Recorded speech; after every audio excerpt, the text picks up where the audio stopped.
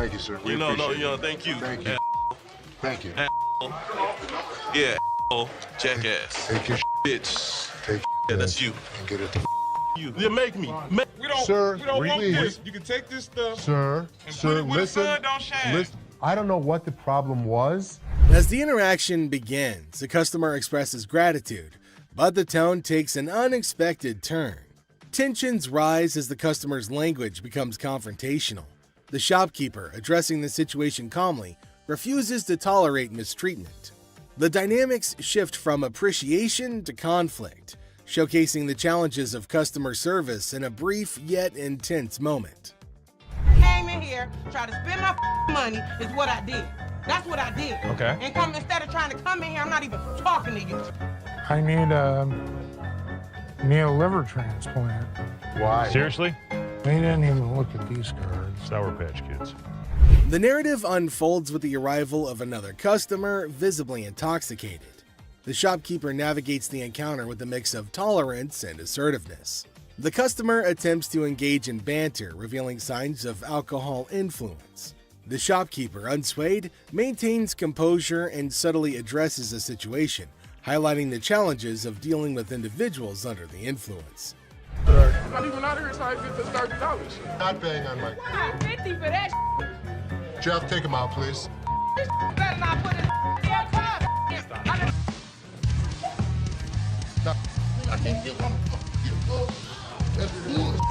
In this segment, a discussion ensues about cards and a potential liver transplant. The shopkeeper encounters a situation where the customer's intentions are unclear. Misunderstandings arise, and the shopkeeper skillfully navigates the conversation. The dialogue touches on humorous elements while portraying the complexity of communication in a retail setting. What, is it, ma'am? Is it? I don't know. You tell me. Man, come on, you the dude with the ponytail? Wife's racking my nuts on the telephone constantly. Two earrings in your ears. Does it matter? Just take it off, put it with mine a little bit, let it get a little bit more weight to it, and go ahead and give me my money. Does that make sense? Right this way. Man, you can't come back. Damn this! Go out my way and have one of y'all touch me! I'll break this. I'm more than happy to go to the ends of the earth for you. When you come in like an ass, you be walked out like an ass. The scene takes a surprising turn as the atmosphere shifts. The shopkeeper reassures the customers that, despite challenges, the store is dedicated to going the extra mile for them. The encounter, starting with tension, concludes with an assurance of excellent service. This final part encapsulates the roller coaster of emotions within a brief time frame, showcasing the highs and lows of customer interactions. You need some help today? Man, how you doing, brother? What's the deal on this TV here? This TV right here is $400. $400? Yeah. I was in here 2 weeks ago, sold you this mother for $90. Now you gonna ask me $400 for it, man? In the electronics section of the store, a customer named Robert engages in a conversation about a TV with the store employee. The casual tone sets the stage for what seems like a routine interaction. The customer questions the TV's price, sparking a humorous recount of a previous encounter where he claims to have purchased the same TV for a lower price. Are you kidding me? So you're making a $310 profit off me? Bull, man. Can I help you? Who are you, man? I come in here 2 weeks ago, just like I told this. Do Gentlemen. something with your hair, man. And then y'all gonna sell it for $400? You gonna make that much profit off me? As the dialogue unfolds, the customer expresses dissatisfaction with the marked up price, claiming the store will profit significantly from his purchase. A manager steps in, attempting to resolve the situation. Tensions rise as the customer questions the legitimacy of the price hike and demands a resolution, emphasizing the financial disparity between his purchase and the intended selling price. Brother, Where's your receipt? can you not understand English, my brother? No, I can't. I can't, my brother. I don't believe they want a TV for nothing. I'll just take the TV, man. Right out this door right Sure you here, will. and I'll be I gone. would like to see you trust out here so fast. Trust out by who? Who are you? Les asserts his role, introducing himself and trying to understand the customer's concerns. The customer, however, remains skeptical, challenging the legitimacy of the store's actions. The language barrier becomes a point of contention as the customer questions whether the manager understands English. The atmosphere becomes charged with frustration and confusion. Green Mile. You're talking luck, and they're not going to be happy. I ain't going out the door, man. Y'all ain't gonna put me out the door, man. I ain't gonna know. The customer threatens to take the TV and leave without making a purchase. The manager issues a stern warning, asserting that any attempt to take the TV without completing the transaction will result in immediate removal from the store. The confrontation takes an assertive turn, with both parties standing their ground. Once I get this TV.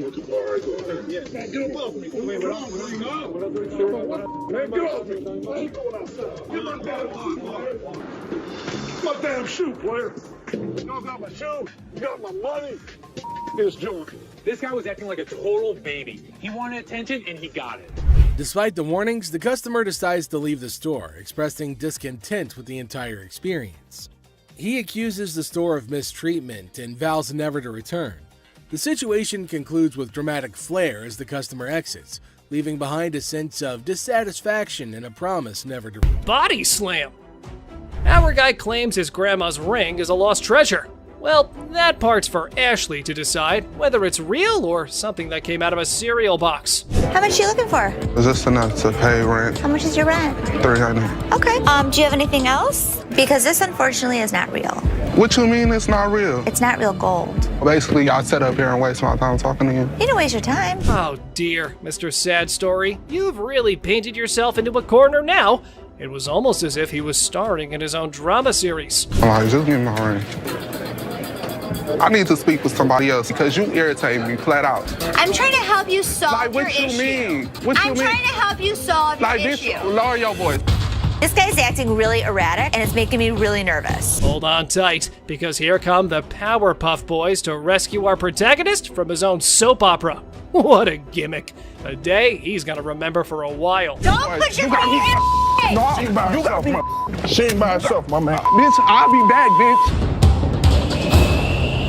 You're talking that now, get the hell out of here. He was lucky I have other things on my mind, or I would have beat him to a pulp. PlayStation.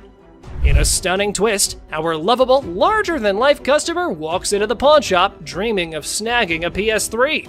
Let's hope the controller can keep up with his enthusiasm. How much are your PlayStation 3s? How much you want to spend? Got $70. Can't let you go for 70, my man, unfortunately. I've seen them for $70 to $80 at other pawn shops. Does it come with a warranty? It comes with an as-is warranty, unless you'd like to purchase an additional warranty, which I'd like to help you with. This is bull.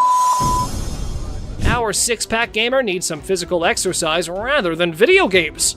Mirror, mirror on the wall, who needs a jog more than them all? I need a PlayStation 3 for $70.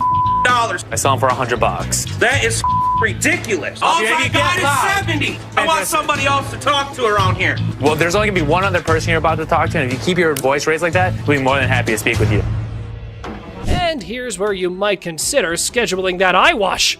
Oh boy, up next could rival a comedy sketch, complete with unexpected twists and turns. Get out of here. I'll take a ride, big boy. Big boy. Ride, big boy. Push me. Here we go, big boy. Here we go. Have a good day. What's all that about? What you want to do? I come down this level, beat your ass down here. What? Think you all that, bitch? Do it right. Ashley fires.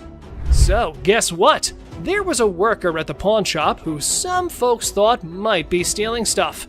Ashley got wind of it and had a little investigation on her hands. You said you wanted to know if Tressa asked me to put anything else on the internet? Yeah? Well, she did. She did? Another watch. Are you kidding? Nope. I'll take care of it. Don't even put it on the internet. Okay. I have to check with Brian first to see if Tressa got permission to pull the watch from the display case. Right when Ashley was busy being a detective, the sneaky thief decided to drop in. What wonderful timing!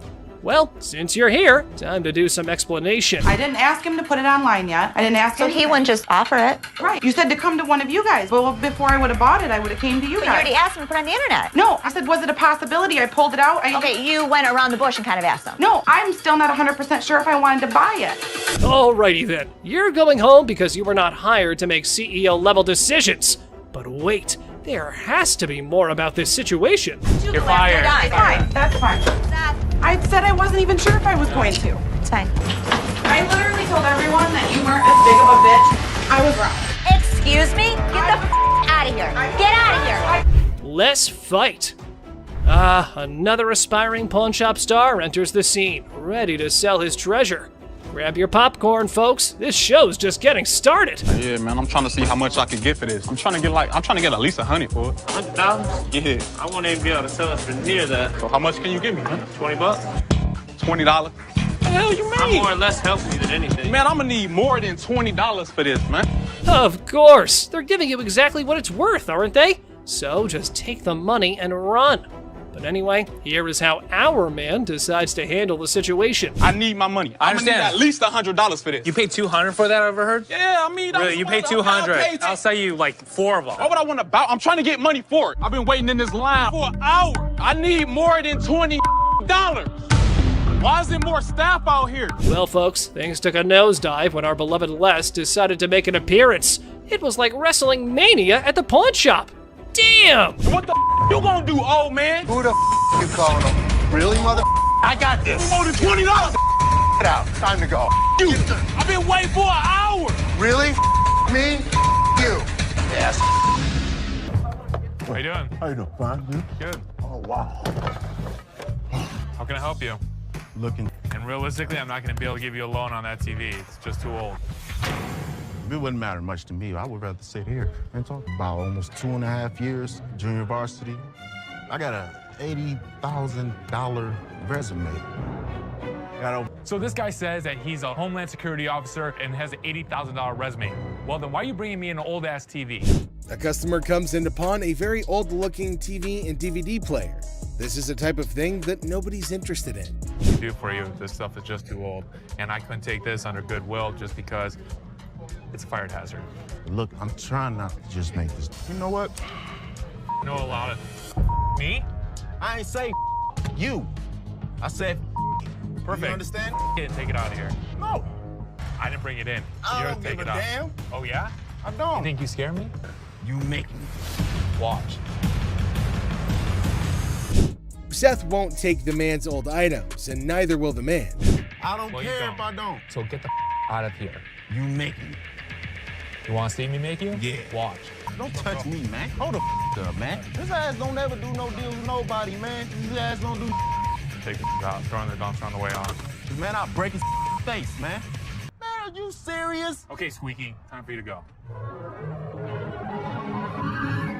Bounce. What the hell, man? Out my way, man. You straight Have up, a good man. day.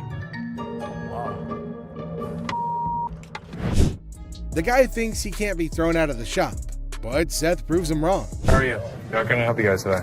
I want a meat coat today. Should I wear a small? Any color? You sure this is a small? It's actually a medium. What? No, I wear a small. Try it. Try it. Suck it in. This has got to be extra small. Let me see here. Let me see. Let me see. Here, help me on this. I got a bad arm here. Let me see. Let me see. Oh no, extra small, extra small. Somebody else that we can talk to. That's what they're doing around here. I know what I'm doing here. You're telling me you're small. This is a small coat. I want a small. I wear a damn. A woman wants to buy a coat, but she obviously doesn't know what size she wears. Here, try this one. This is the one. Okay, let me try it. Try it on. Yep. I didn't try anything. Way too big for her. He tried me. Have a nice day, ladies. Now what the jacket, Crystal? What are you gonna do? Escorts to your car, make sure you No.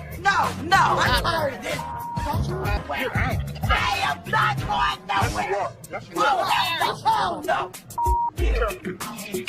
I ain't never coming back. Bye, Crystal. Have a nice day. Seth plays a little joke on the angry Karen and her friend just before he sends them out of the pawn shop. I need to get my stuff, my 2 TVs. I need your ID or the tickets. My what? ID or your ticket. I don't have no ticket or no ID. My stuff was stolen in Pop. Hey, was there an issue? My boyfriend found my TV. So he stole it from you? Yeah. So did you make a police report? I feel terrible for her, but I can't help her without her ticket. Look, I just want my You don't pound on my window! Yes, I can! Pound on my window! Really? Hold on. Pound on you, baby. Get out of here. My I get my out. now. I'm not leaving out here.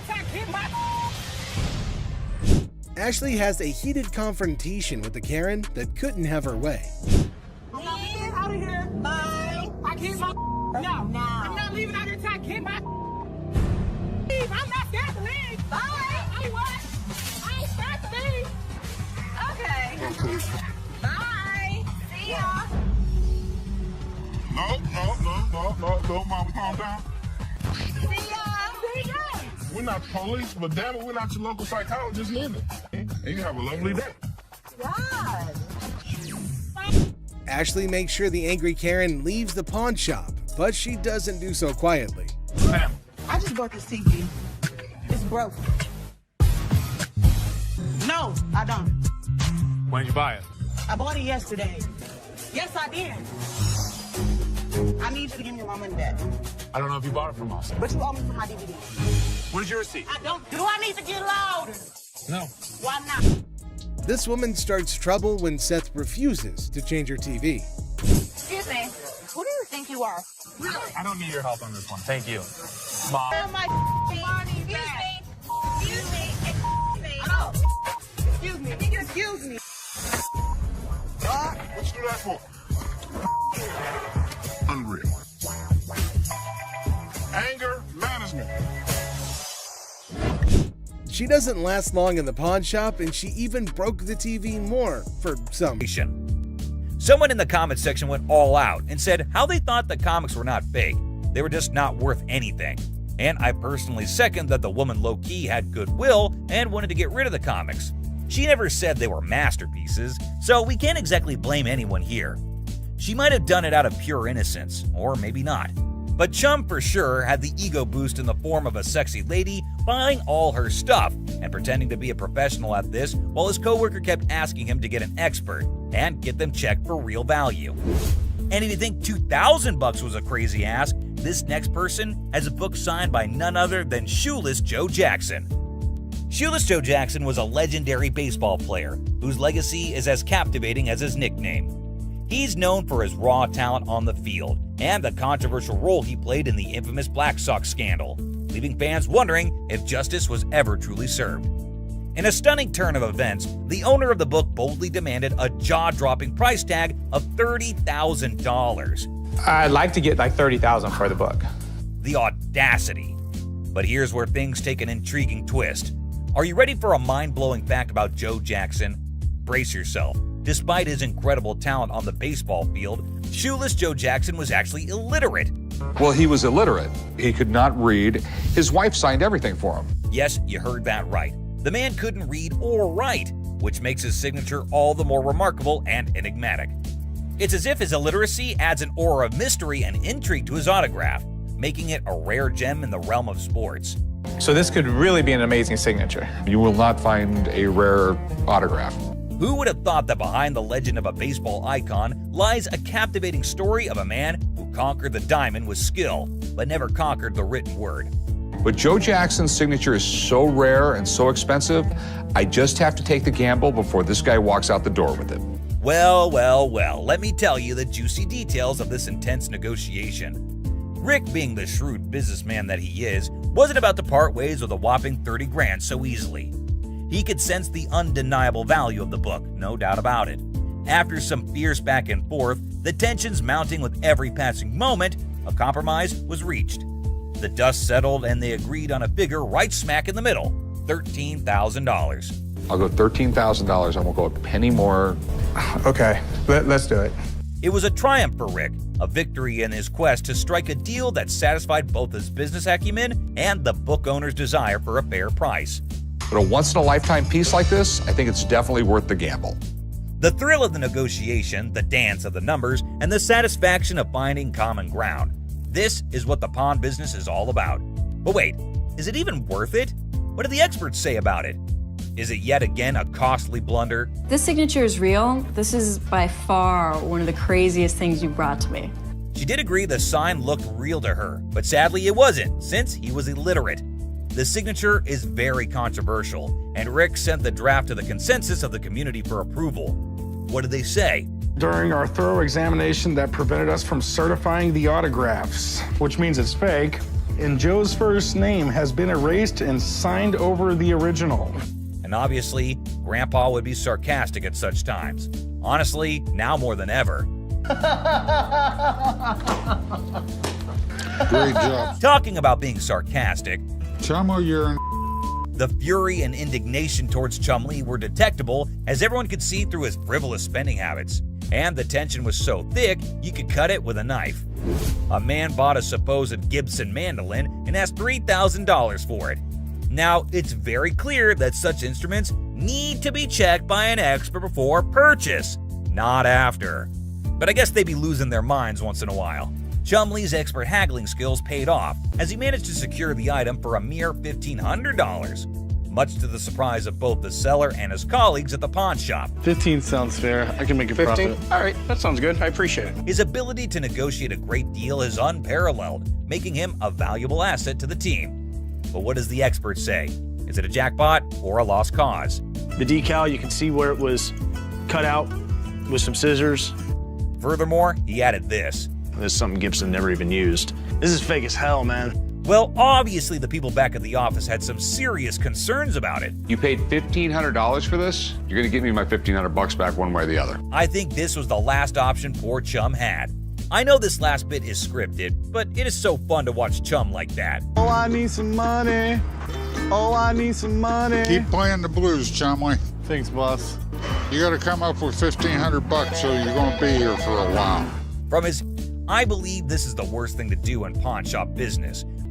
Despite being one of the most experienced players in the pawn shop business, even Rick sometimes makes mistakes. It just goes to show that no one is infallible, and mistakes can happen to anyone, no matter how much experience they have.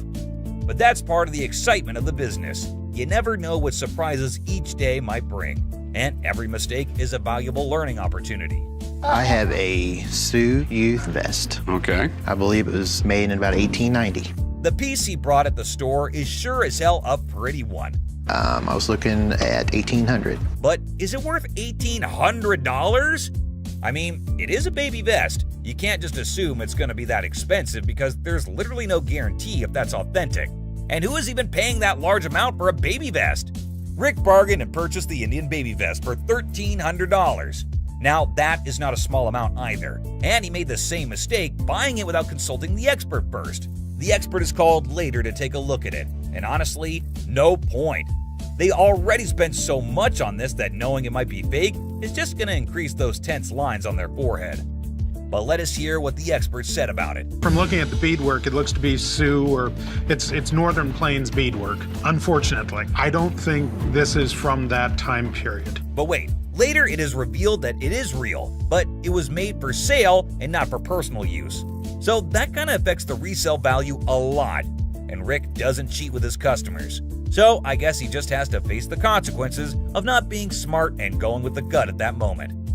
But wait, Corey had a call from someone saying that the vest is actually real. Does that mean Rick is the boss and never messes up? Here, it's Mark Hall Patton. That Indian vest you bought is actually real. Hey, Mark, what's up? Nope. Well, I guess tit for tat. Better luck next time, Rick.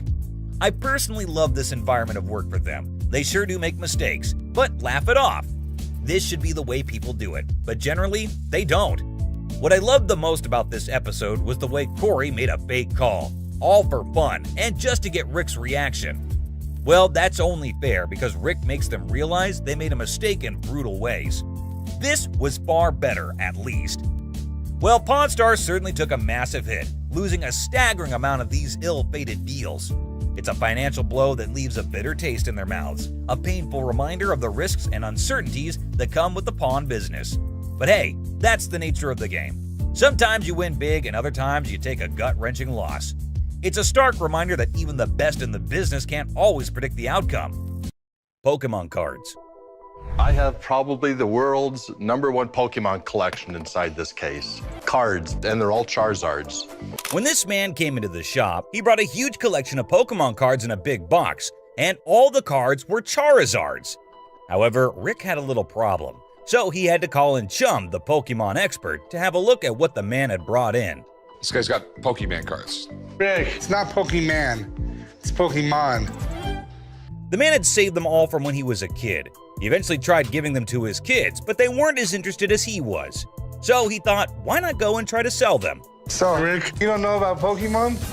It's like a game like 8-year-old kids play, right? Rick didn't have much knowledge about Pokemon and how valuable those cards were, so Chum explained everything to him, from their origin to the current day.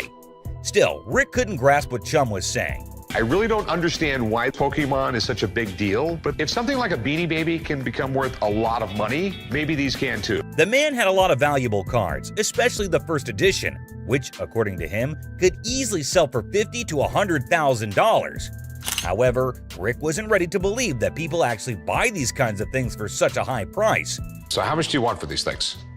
I'm looking for right in the area of $500,000. With the man demanding a huge sum of $500,000, Rick knew that he had to get an expert opinion other than Chum's. And he says they're worth $500,000, and it just doesn't make any sense to me. Well, there's a lot of cards here, Rick. After examining each and every card, the expert was sure that all these cards were genuine and the most valuable in the Pokeverse. According to him, Rick had 20% of the Pokemon market sitting on his counter with all those cards the man brought. I'm estimating anywhere from $380,000 to $390,000 for this collection. Really? So the seller might be a little disappointed with what the expert proposed, but it was still something Rick found very, very hard to believe even after the expert's opinion. My problem with these is if I go to sell them, I can't have any conversation about them because I know absolutely nothing. I don't even know what a Charizard does. Rick could not buy those cards no matter how much profit he saw on them, and Chum and the seller could not help but feel disappointed in him. I still don't know the difference between a Pokemon and a Charizard. Actually, Charizard is a Pokemon. Yeah. Mystery box of fun. Mystery box of fun. Yes, it is. What this man brought in was a mystery box of Funko Pop vinyl toys, which had both Batman and Joker inside it. These were the limited edition figurines offered at San Diego in 2013. However, it actually came with 3 figurines: Batman, Joker, and a special metallic Skeletor. Funko's a really incredible company. They started coming out with them in the 90s, and then Funko changed hands. The seller was a sushi chef, and he wanted some new knives, so he thought, why not go and sell his brand new untouched toys to the pawn shop? Rick had to give him a history lesson on Funko, of course. You know, I was happy with these being a part of my collection, but then recently discovered that they might be worth something. Okay.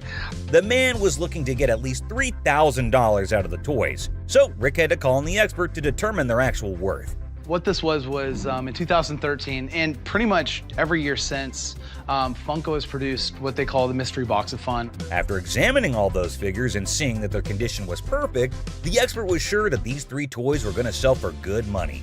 But how much exactly? Let's find out. What are they worth? The set being in nice condition and what they are, I think you'd have no problem getting $2,800 for the set. The negotiations went on, and the bag.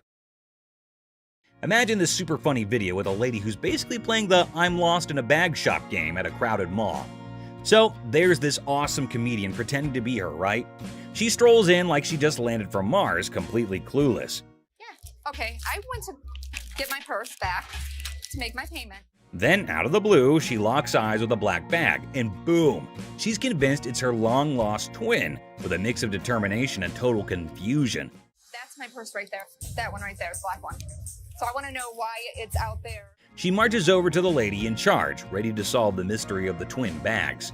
It's like a comedy treasure hunt in a bag store, and you're in for a hilarious ride. Get ready to laugh your socks off. Here's the money. I want the purse. That bag was never in pawn. Now get this, the shopkeeper, a comedic genius with timing that's spot on, coolly spills the beans. She says, hey, this bag's not yours. But oh no, our lady on a mission won't back down. That's not your purse. How do you know it's not my purse? Because that purse has been out there. Let me see it. With this epic confidence, she declares, no way, this bag and I go way back. They're like childhood buddies. And here's the best part. You want to buy it? I just want to look at it and make sure it's not mine. She throws down the ultimate challenge. Bet you this bag, if it's not mine, I'll hand it over. But trust me, it's practically family. It's like a comedy duel in a bag shop, and you won't believe how hilarious it gets. Oh my God. Get your hands on. Meet Cam, the scene stealer of the century. Picture this, chaos in the bag shop, and here comes Cam, our superhero security guard. He's like, hold my coffee, and smoothly escorts the determined bag enthusiast off the counter. Have a nice day. Let's go. Walk yourself out, yo. You. Walk yourself. But wait, she's clinging to her bag like it's a ticket to a comedy show. The laughs hit the roof as Cam keeps his poker face while chaos reigns. This video's a comedy roller coaster. And Cam, the unsung hero, it's a laugh-out-loud male adventure that you don't want to miss. Just hit with that pole, right? Go. Bitch! Go where you got to go. I'm gonna kick your ass, you wait! Sign of free cash. In the pawn shop sitcom, the worker dazzles the customer with the prospect of a 30-day cash fiesta. The seller, with a classic "How can I help you?" line, unwittingly opens the door to financial freedom hilarity. It's a tale of interest-free loans, dollar storage fees, and a comedy of errors that promises 30 days of pawn shop shenanigans. But that's not what the y'all saying and saying. Misreading it. No, you're misreading it. The customer attempts a 30-day free cash caper, armed with a misinterpreted sign. The seller, caught in the crossfire, insists it's an interest-free loan bonanza, not a free cash party. Cue the comedic chaos as the customer points fingers, and the pawn shop sign becomes the unintentional star of a sitcom episode gone haywire. I need my cash. It says it right here. Free cash. The customer demands free cash like a rock star on tour. The seller, armed with the reality of interest-free loans, faces a barrage of demands. The customer, teetering on the edge of pawn pandemonium, enlists a surprise ally, a sassy woman who jumps in the scene like a comedy superhero. Cue the applause for this unexpected twist in the cash crusade. Antique computers. Got some equipment here. Yeah. We need some money. We're going to out west. In the pawn shop time machine, two hunters strut in with ancient computer relics. The seller, bewildered by their outdated tech, questions if they're stuck in the 80s. The hunters, claiming they've wiped out all of Michigan's deer, aim for a whopping $900. So how much are you looking for? About $900. The price tag triggers more shock than a retro computer's boot-up sound. What I can offer you is zero. Zero. Comedy sequel, the hunters scoff at the initial offer of $0 for their ancient artifacts. The hunters, expecting treasure, get a lesson in antique appraisal, leaving the shop echoing with laughter and $0 dreams. Wonderful. Thank you so much. You too. In the aftermath of the failed computer barter, the hunters dropped to an $800 offer, met with a swift and resounding zero from the pawn shop. ZZ Top, mistaken for Detroit's antique appraisers, exits empty-handed. The seller consoles himself with a printer sacrifice to the dumpster gods. I thought it was you, man. Oh, that's good. Ending the scene with a comedic crash and a touch of musical confusion.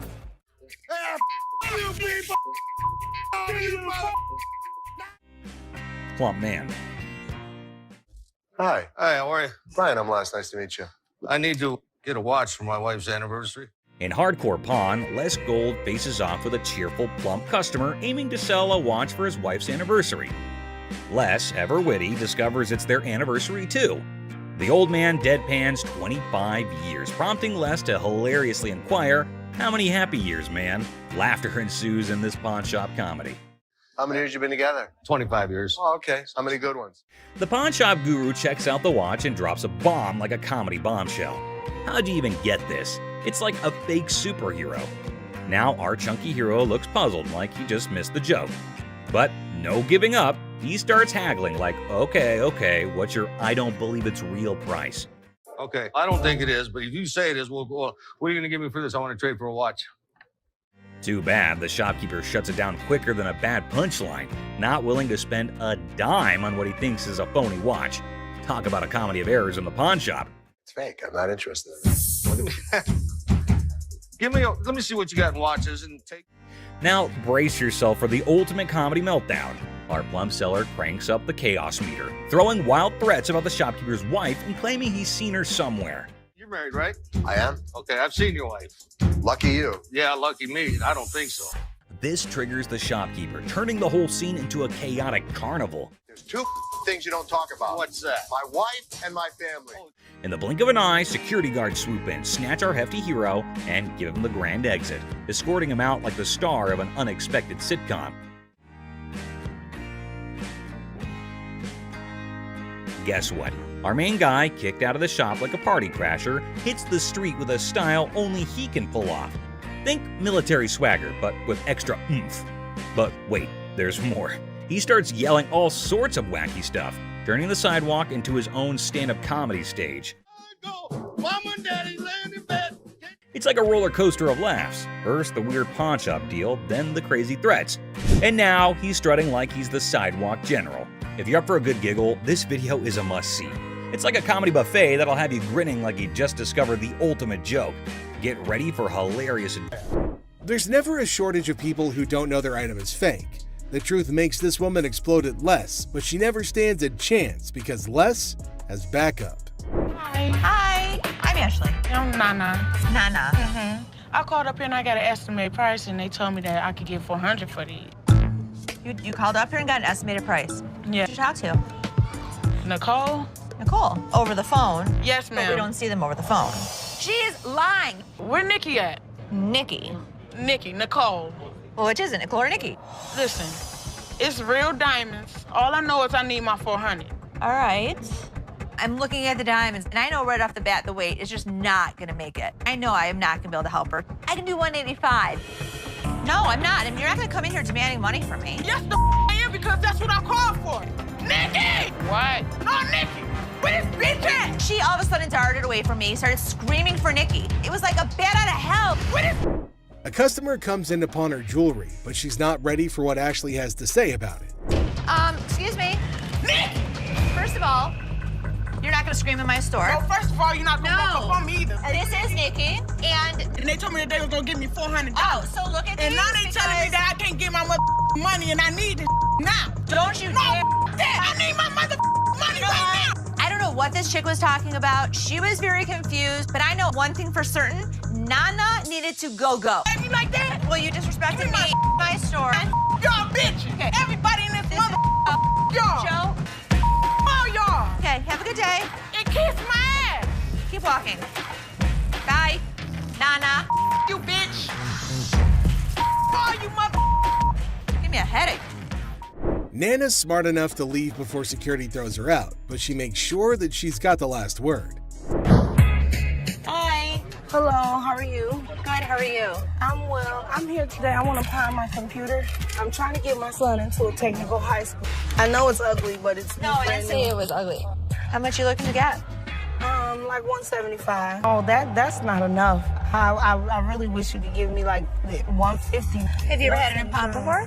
Yeah, I'm a gold card member. Get it for you for the same amount that you've had it in for. What was that? You consider the fact that I've been patronizing this business since '97? I really appreciate you're not giving me what I want. Well, I don't give everybody what they want. 157? You done? No, I'm not done. Okay. Do you want the 100? No, I don't. Okay, then goodbye.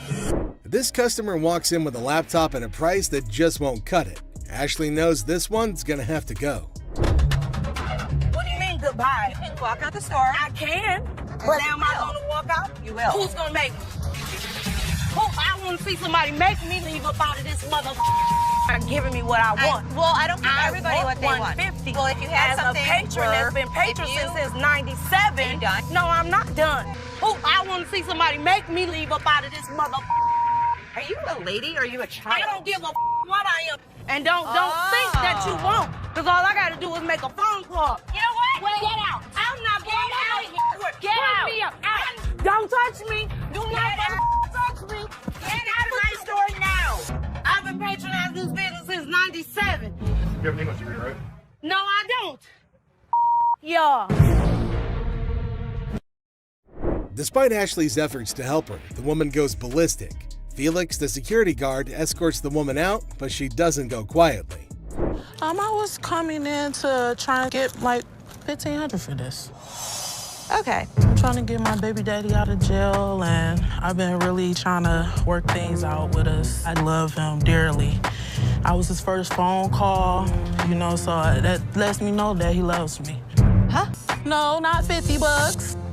I want $1,500 I'm sorry, for I these. can't help you with that. I said. I don't care what you said. I said I want $1,500. I'm not giving you $1,500. $1,500. I am not giving you. To get my man out, okay? I want $1,500. What part of that you ain't understanding? You need a hug. No, don't give me no damn hug. Oh, you need a hug. I don't want no damn hug. Get off of me. Put that baby. I don't want no hug from you. Sure. I don't want no hug from you. Kiss my ass. Gave her a hug. The woman comes in to trade baseball cards. However, the only thing she manages to do was initiate a shouting match with Ashley. This one is put out the door fast. How are you? I'm doing okay. What can I help you with? Either trying to get a loan on it or you guys can buy it. Mm-hmm. Trying to sell it for maybe like $150. It's $50. Then you know this is cost way more than this. Okay, but I'm not going to pay you for the amount that you think it's worth because it's stained. This is not one of the newer ones. This is not this season. I know about purses. But you still willing to buy for $50 though. So if it wasn't worth, why would you even say $50? So they didn't say it wasn't worth. Can I talk to somebody else? Why do I have to talk to you? Because You I'm the disrespectful. manager. I'm disrespectful and you call me a pepperoni ass? Ugly ass bitch. You're Now not what? the owner. The owner is the other man. You must have. How you get here? You your way to the top. You. Customers are just shocked when they're told the real value of their item, but this it does as the man goes for Les's throat. Good. What's up with this? Give me 1 second, sir. I'm just looking for a couple dollars, you know what I'm saying? To be honest, I don't think we're gonna take them, brother. You say what? We're not interested. Let me speak to somebody else back there. Go get somebody for me, dog. This make me act up.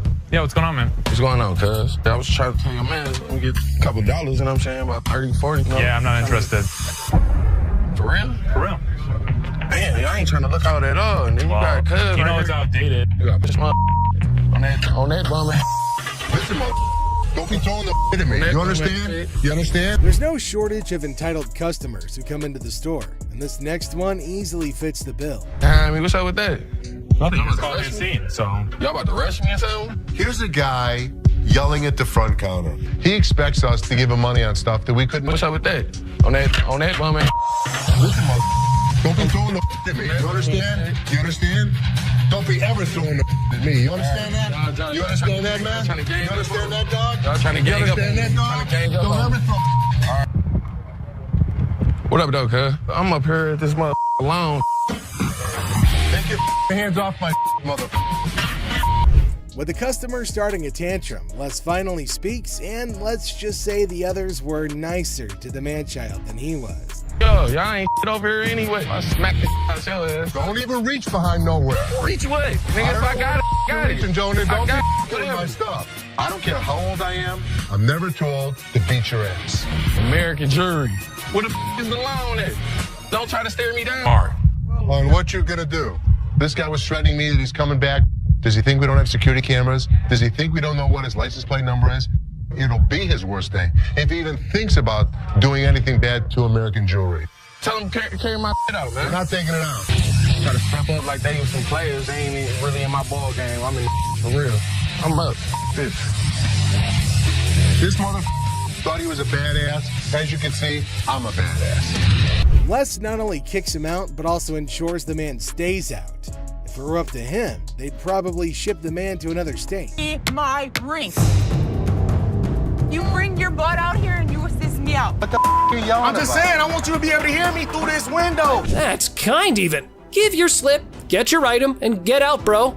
But wait, there is a twist we all been waiting for from our protagonist. This ain't mine. This the wrong one right here. This is, I don't know who it is. It ain't mine. I mean, check this. Look. Mine's brand new out the box. What is this? Yours. The minute he brought it in, we bagged it and labeled it. Oh man, why do they always have to threaten the old man when things can be sorted through negotiation? But anyway, here's the inevitable. Hey, get your hands up off me, big fella. Straight the up, boy. Get your hands off of me right now. I swear to God, if y'all don't give me my PlayStation, I'll call 30 goons up here right now. Call him. I'll call 30, 40 goons up here right now. Call him. Meet my lawyer. A woman storms into the pawn shop, swearing their diamond earring and turning her ear green. And guess who's with her? A lawyer, no less. I look at his earring that he says is turning his ear green, and it's a fake diamond with a fake metal. This is not the correct earring for the receipt. I got my lawyer with me. This is wrong. Oh dear, Miss Drama, it's not that simple. Your slip doesn't quite match the description, so getting that refund might be trickier than you thought. Would you like to meet my attorney? I want my money. My attorney will escort you out. You better not put his hand on me. Then you better turn around with your 2 legs and walk out yourself. I'm not walking nowhere. Want to bet? Well, lady, it was time for you and your mannequin of a lawyer to walk out the store. while keeping your respect where it belongs. You don't just tell me what to do. Get out. Yeah, you know, took my money, just sold me a bold earring, got my ear turning colors. I don't care if he had 10 lawyers in here because we didn't make his ear green. It's just a scam. Miss, I'm on the phone, okay? Can you respect my privacy a little bit and step back because you're a little too close? Hey, give me a time for... Oh, man! Man, why you break that, man? I did not drop it on accident, man. I didn't break it. I thought it was you, man. Oh, that's good. Nice and have that. Where's Nikki? The lady has arrived at the pawn shop saying one of the workers valued her earrings, and now she's just demanding the estimated price. What a mind wreck, I gotta say. Who'd you talk to? Nicole? Over the phone. Yes, But ma'am. we don't see them over the phone. She is lying. Can I see your merchandise while I'm at work and while you're sitting in your living room? You need to come in, you need to evaluate your earrings, we need to test them. Where Nikki at? Nikki. Nicole. Ashley, ever the detective, was in suspicion mode, attempting to dissect the situation.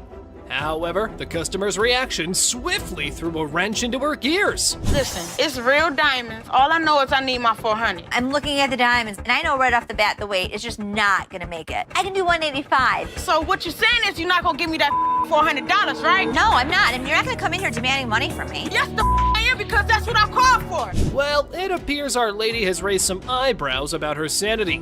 The idea of consulting Nikki to identify this loudmouth was now on the table. Where this bitch at? Excuse me, this is Nikki, and Nikki, she claims she talked to you at 10 o'clock this morning. I don't even know her. I need my money right now. She was very confused, but I know one thing for certain. Nana needed to go. Phone call lady.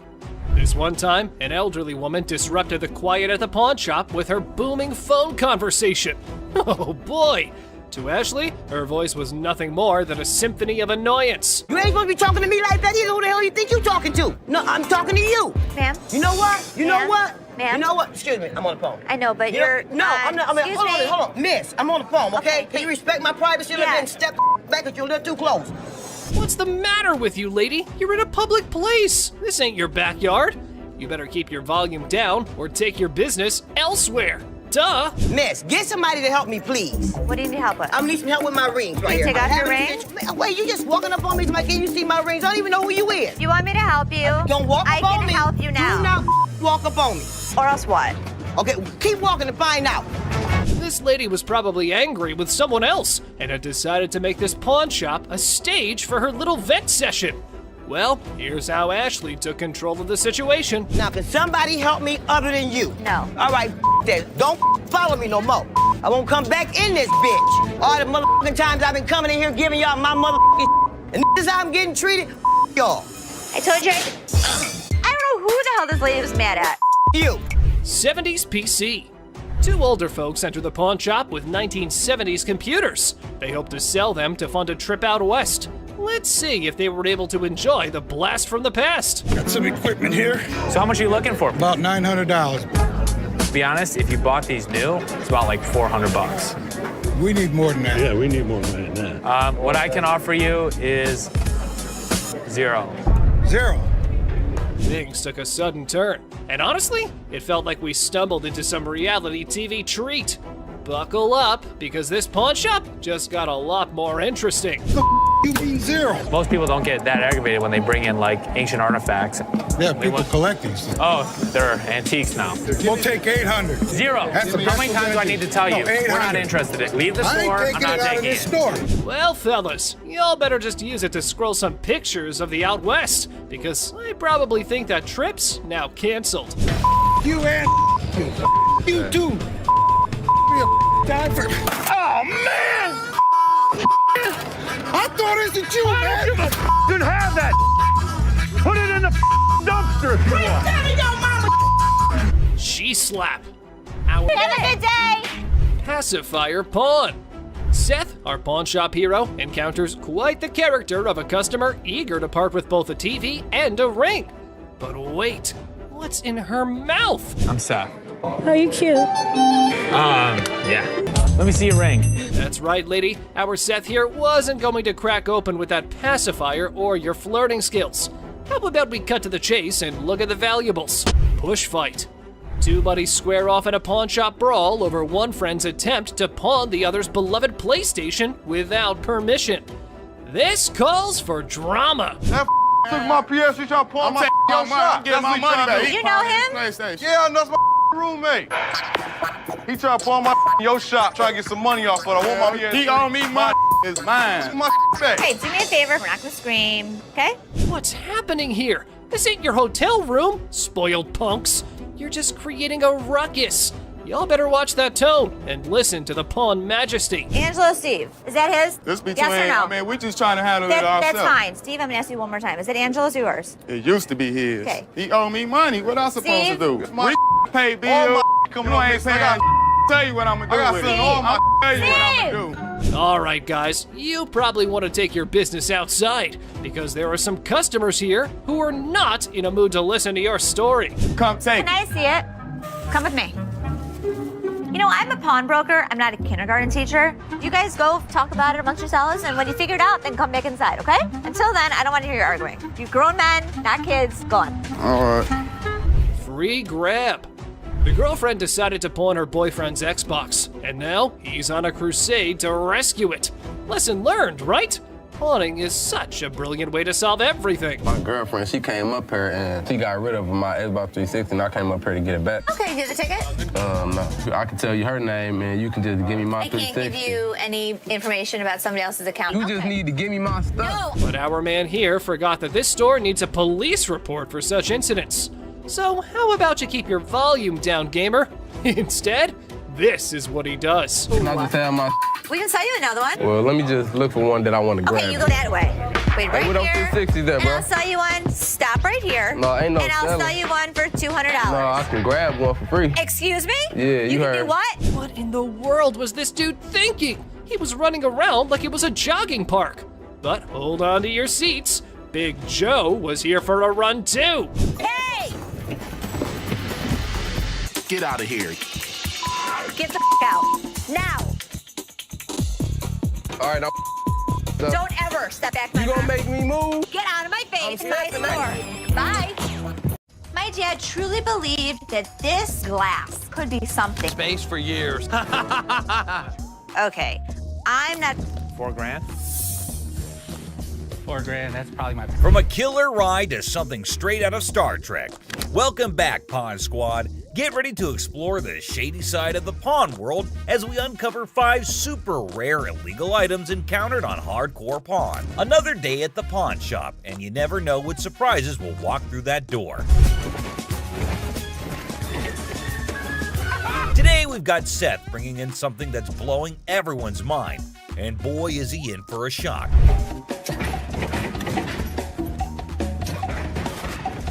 Our friend Penny rolls in with a rare 83 T-top Cutlass, lowrider frames, and a fully customized beauty.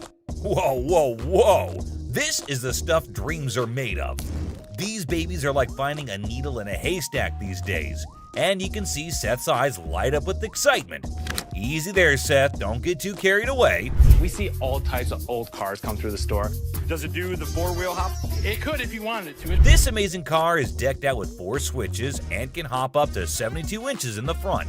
And guess what? If you're up for it, it can even do a 4-wheel hop.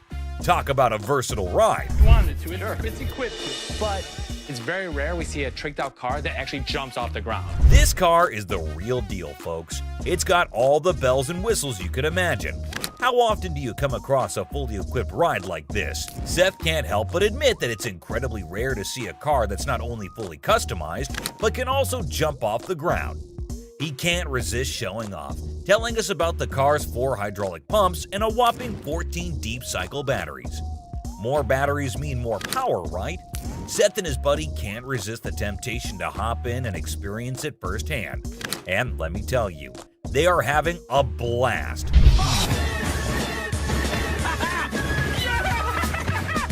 Now, Seth really wants this car, but he wants it at the right price. Penny, on the other hand, is hoping to fetch $12,000 for it. Will Seth bite the bullet and make the deal? Well, here's the twist. How about $4 grand? Seth is only willing to dish out $4 grand for it. Whoa, talk about a huge drop. You can see the disappointment on Penny's face. He explains that he spent $4,000 just on the paint job alone. After some negotiation, Penny agrees to settle for $10,000. But Seth tries to push it further, offering $7,000. You know he wants it.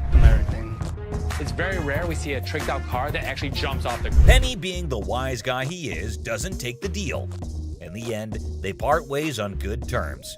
Well, folks, let's hope Penny finds another buyer who's willing to meet his price for this fully customized car. It's always a thrill to see unique items like this in the pawn shop.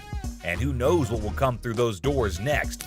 Stay tuned for more pawn shop adventures. But here comes another gem-filled day at Les's pawn shop. It's a waste of time, Dad. You'll see. We have a woman who's brought in some stones she discovered at her late grandmother's house. Her goal? To gather enough cash to cover her dear grandma's funeral expenses. Poor thing, she's not quite sure about the value of these stones and is expecting to receive a modest sum for them. Younger. How much did you want for these? Anything would help, like $50 or $100. Enter Ashley, who wants to assist but has serious doubts about the authenticity of these gems. On the other hand, Les is a big softie who sees potential in these stones and wants to help the woman out. What? This is a waste of time. This could be custom jewelry. Yeah, it could be, but I think some of these are... Now, Ashley isn't on board with Les's plan. Talk about family drama. She's doing her best to convince Les that this is a complete waste of time. But Les has something up his sleeve. He's arranged for a gem expert to come in and assess whether the stones are genuine or not. And let me tell you, what unfolds next is nothing short of astonishing. Brace yourselves, folks. Holy... Oh my God. These stones turn out to be the real deal. Crystal's life is about to take a major turn. All the stones, except for one, turn out to be plain old glass. But that one stone, oh boy, it's a game changer. It's a rare Burmese ruby worth a whopping $10,000. Les's hunch was spot on, and boy does it pay off. So we'll be able to give you $10,000. Crystal can hardly believe her luck. She's ecstatic and still pinching herself to make sure it's real. And you know what? Les deserves a round of applause for his intuition and faith in those stones. Well done, Les. It just goes to show that sometimes you can stumble upon hidden treasures in the most unexpected places. Crystal's journey from uncertainty to a life-changing discovery is a testament to the unpredictable nature of the pawn shop world. Who knows what other surprises await us in the future? Stay tuned, folks, because the adventure at Les's pawn shop is far from over. Hold on to your seats because this next guy is about to unleash some of the rarest goodies on the market. 5, 6. Brace yourselves, space geeks, because this is gonna blow your mind. So this guy rolls up with a bunch of crates, and let me tell you, the anticipation is real. Got a couple things. I have some Star Trek things, and I also have things from NASA. He's got some seriously cool stuff from the Star Trek universe, and even NASA. I mean, come on, that's pretty awesome. It's clear that this dude is a space enthusiast through and through, and his collection is off the charts. Honestly, it's a total flex. Like seriously, you gotta take a look at this thing. This is all the kind of stuff that you're into. Now, here's the kicker. Ashley confesses that she and her brother aren't exactly die-hard Star Trek fans. But guess what? Every time they get anything Star Trek related in their shop, it flies off the shelves. I'm not a Trekkie girl, my brother's not a Trekkie guy, but when we get Star Trek stuff in here, it flies off. Talk about a lucky break, huh? This guy managed to gather all these valuable items from various Star Trek conventions across the country, thanks to his gig as a truck driver. Talk about dedication to the cause. But wait, it gets even better. He pulls out this kit from Paramount Studios, which is a seriously impressive piece in his collection. To give to radio station to run ads for the show. It's an authentic set that was sent to a TV executive when Deep Space Nine first hit the screens. Now that's some next level stuff right there. You can't help but appreciate the sheer coolness of it all. Here's the catch though. All this awesomeness comes at a price, and Seth, our shop owner, is taken aback by the asking price. This was $1,000? Yes. Wow. $1,000? Yes. Why? Why is that so Because much? it's custom built and it all lights up and works. The guy wants a whopping $1,200 for everything, unless ever the savvy negotiator tries to bring it down to $700. It seems like a stalemate, but fear not, because Ashley steps in with her clever thinking. After some intense back and forth, Ashley manages to strike a deal. 7, $800. She works her magic and secures all these incredible items for just $800. Can you believe it? Talk about a happy ending. Everyone walks away satisfied. The customer gets a fair price, and our shop owners have some killer new additions to their inventory. Who knew that a truck driver with a passion for Star Trek could bring so much excitement to our little shop? It just goes to show you never know what surprises are waiting around the corner. I kid you not. This next guy just pulled up with a true gem. Checker taxi cab. I don't know about the original miles. Meter still. Can you even fathom it? It's none other than a 1982 checkered cab. Whoa, now that's what I call antique. Take a gander at this beauty. It's in remarkable condition. It's evident that the owner showered this car with lots of love and care. Kudos to him. Did you call for a cab? Did you call for a cab? Now, hold on to your hats because there's more to this story. Our daring duo, Les and Seth, decided to peek under the hood.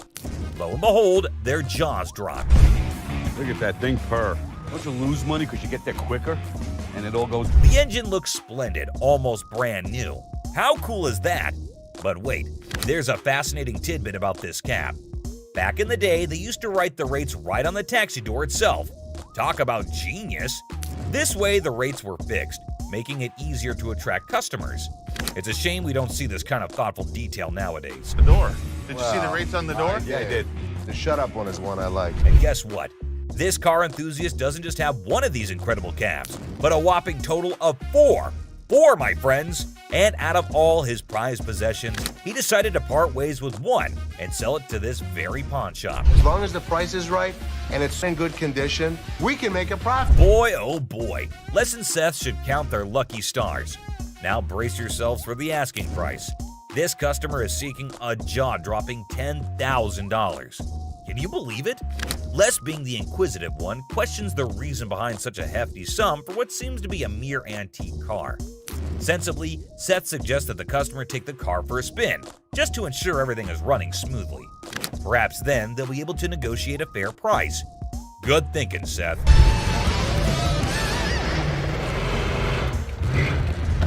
Les, ever the insightful one, recognizes that this is not just any ordinary car. It's a masterpiece, a truly unique item. Plus, considering its excellent condition, they can actually turn a profit from it. However, much to their disappointment, the customer refuses to budge below $8,500. Sadly, no deal can be made today. Nonetheless, Les wishes him luck, and we join him in hoping that the right buyer comes along for this exceptional ride. Fingers crossed. This guy walked in all eager to sell something big, and boy did he deliver. Here's the kicker. Is it actually silver? This is literally just a regular mannequin and plywood. He actually got it from a movie theater where he used to advertise. And get this, he owns his own comic book store. And that's how he managed to convince the set designer to let him take it home. And the next day, but then in comes Seth, our resident genius manipulator. What he does next and how he convinces the customer will truly shock you. Hey, sometimes you gotta stick to your guns. Well, after giving it some serious thought, the customer ultimately did decide this. It's a pleasure. We're gonna go surfing on home. See you later. And walked away from the deal. But wait, there's more. They can all happily move forward. It's smooth sailing from here on out. And that concludes our thrilling journey through 5 super rare illegal items on Hardcore Pawn. This guy, I kid you not, strolls in without a single thing in his hands. The suspense is killing me. What on earth could he be after? Brace yourselves, because this one's about to blow your mind. So a guy comes in asking to tattoo their logo and get paid for it? Now, I won't sugarcoat it. This idea might come off as a tad bit idiotic. But hey, different strokes for different folks, am I right? I don't think that this guy was thinking through this. My dad wouldn't get it done. So why the f would this guy get it done? Guess what?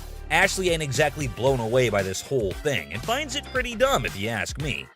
Just when you start thinking he's all about giving props to the shop, it turns out he couldn't care less. You got any tattoos underneath? Holy moly. This dude means serious business, I tell you. Brace yourself for the mind-boggling price he's demanding for that tattoo. Well, I'm looking in the range for about $1,000. $1,000. Yeah. He is so crazy for that. Now we're in a bit of a pickle trying to figure out who the real idiot is, him or Les. I mean, this guy is practically selling himself here. Come on, Les, get your act together, buddy. He's gonna have a new tattoo. Wait, you wear a shirt, so you'd be covering it up. No, I wouldn't be covering up. I'd walk around. But here's the moment of truth. Did they strike a deal? Drum roll. Nope, not a chance. This dude wasn't willing to budge below $500 for the tattoo, which kind of makes sense, I guess. But Les wasn't about to cough up more than $250. $250. Can't do it. So hey, at least you didn't end up with that dumb tattoo, am I right? Now get ready for this next woman, cause it's about to get interesting. So this lady is trying to make some money by selling these coats to cover her bills. But honestly, the coats didn't look too great, and neither did her chewing. 415. Is that what you said? Well, I said it 400 piece. But Ashley was totally caught off guard by that. And seriously, the price is insane, don't you think? Now she's stepping in, offering some real prices. Let's see how the other person reacts to it. $40. No doubt that's absolutely hilarious. Now they're trying to haggle, but it's honestly gross and distracting when she chews like that. I mean, check out that silly behavior. How's that come? So the bodyguard is clearly here to kick her out, and you won't believe what she pulled off. Big boy, I like big boys, yeah. You know, Sam, up on you, huh?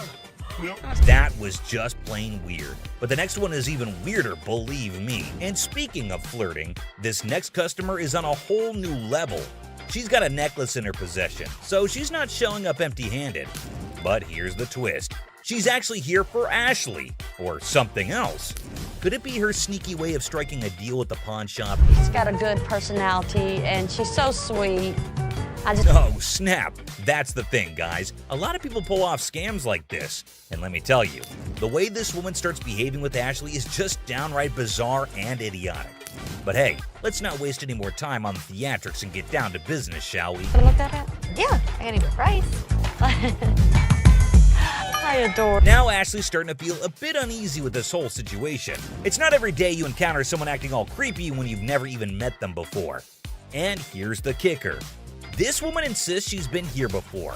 But wait till you hear what the system records actually reveal. And trust me, it's gonna be a shocker. I look her up in the system. She's never been here, right? I can't find her. Well, well, well. Are we really surprised here? This woman just can't seem to stop flirting with Ashley. But what really concerns him is her dishonesty. And let me tell you, her response to it is nothing short of idiotic, yet undeniably hilarious. We've got ourselves a real comedy act unfolding right in front of our eyes. So you lied to me? I do like you. No, you lied. Now, I can't help but wonder if she was just playing her cards to seal the deal, or if she genuinely had a thing for Ashley. Either way, she managed to strike a deal, and now she's out of Ashley's hair. Mission accomplished, I suppose, now back at the pawn shop. And this time, we have a surprise because we've got a whole cast of characters in here today. Check out this lady starting off all cheerful and friendly, saying hi to the folks at the front desk. But out of nowhere, she does a complete 180 and turns ice cold. What's her deal? Ringo. You lost this ring. This lady is all like, I totally came by here last month, I swear. But guess what? The computer ain't lying, my friends. The receptionist straight up told her that her precious ring is nowhere to be found. And you know what? It's on her. If she really cared about that ring, she should have shown up way sooner to claim it, but she didn't, so tough luck, I guess. You didn't bring it last month. You brought it 4 months ago. Now this lady is totally losing her marbles, you know? I mean, it's kind of dumb if you ask me. She should have just remembered where she left her stuff, but no. Instead, she's going off like some chatty old grandma, non-stop yapping about it. Give me my motherfucking ring and let me see a manager in this bitch. I'll get you a manager in this bitch. Oh boy, we've got a real character on our hands here. This lady just won't accept any responsibility, I tell ya. Hey lady, newsflash. It's your job to remember, not his. This is where she's really taking the cake and acting like a complete idiot. And get this, she starts pointing fingers at poor Les, blaming him for this whole mix-up. You got me up. Well, no, you got yourself No, up. you got. Can you believe it? I mean, come on, lady. It's clearly your fault, not his. Thank goodness for that bodyguard who swiftly stepped in and removed her from the scene. I gotta say, It's giving me secondhand embarrassment. Just look at the unending drama. Sorry that your grandma's ring exceeded its time limit. You made the mistake and did. But what we've got next will blow your mind. So it's just another day dealing with annoyed customers. This lady was supposedly waiting for 2 hours, or so she said. But man, isn't she a little too aggressive? Oh, you gonna ignore me. Can I get some help? Now Ashley jumps in to handle the situation, but this lady won't even let Ashley speak for a single minute. Such a big mouth. You need some better help up in here. I've been standing here going on almost 2 hours. This lady just won't quit shouting, and to be honest, Ashley is so done with it. But you won't believe what this customer does next. It's seriously shocking. Because he told me. Excuse me. Seriously, what kind of lady does that? I get that she's mad, but why resort to getting physical when the manager is talking calmly too? Wait, and this lady couldn't handle it, I suppose. You won't believe what she does next. Seriously shocking stuff. Man, what the? This customer walks in claiming she's here to get back the stuff she pawned off. But guess what? Sit. Buy. Not pawn. They were buy. Turns out she didn't pawn anything. She straight up sold it off. Man, this lady is clueless. She doesn't have her ticket and she expects someone to help her out? Seth tries to intervene, but it's pointless because this woman just can't grasp the fact that without the ticket, there's nothing anyone can do. If you bring me the ticket, I'll be more than happy to take care of it for you. I need my.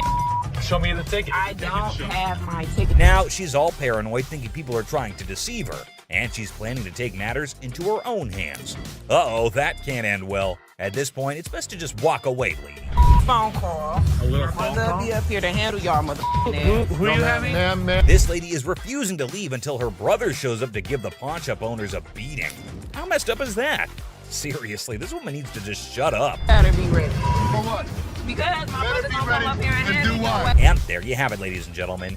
These were just a few of the characters who made it onto our Idiot of the Day list. Customer flirting. Imagine you're ready to pawn that chain, right? How about using your charm to score a sweeter deal?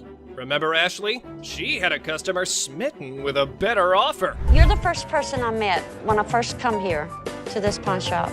Yesterday, I come up here and I got my chain out. Now I gotta pawn it again. Well, how much you have it in pawn for before? Oh, I had it on 120. I was gonna pawn it for 200. Do you wanna take a look at it? Yeah. Just wait, my friend. What's the plan here? You and Ashley? Do you like BFFs?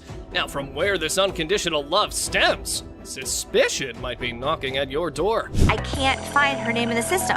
You sure can keep a woman waiting. Well, here's the thing. I don't even see you in my system. So you lied to me? I do like you.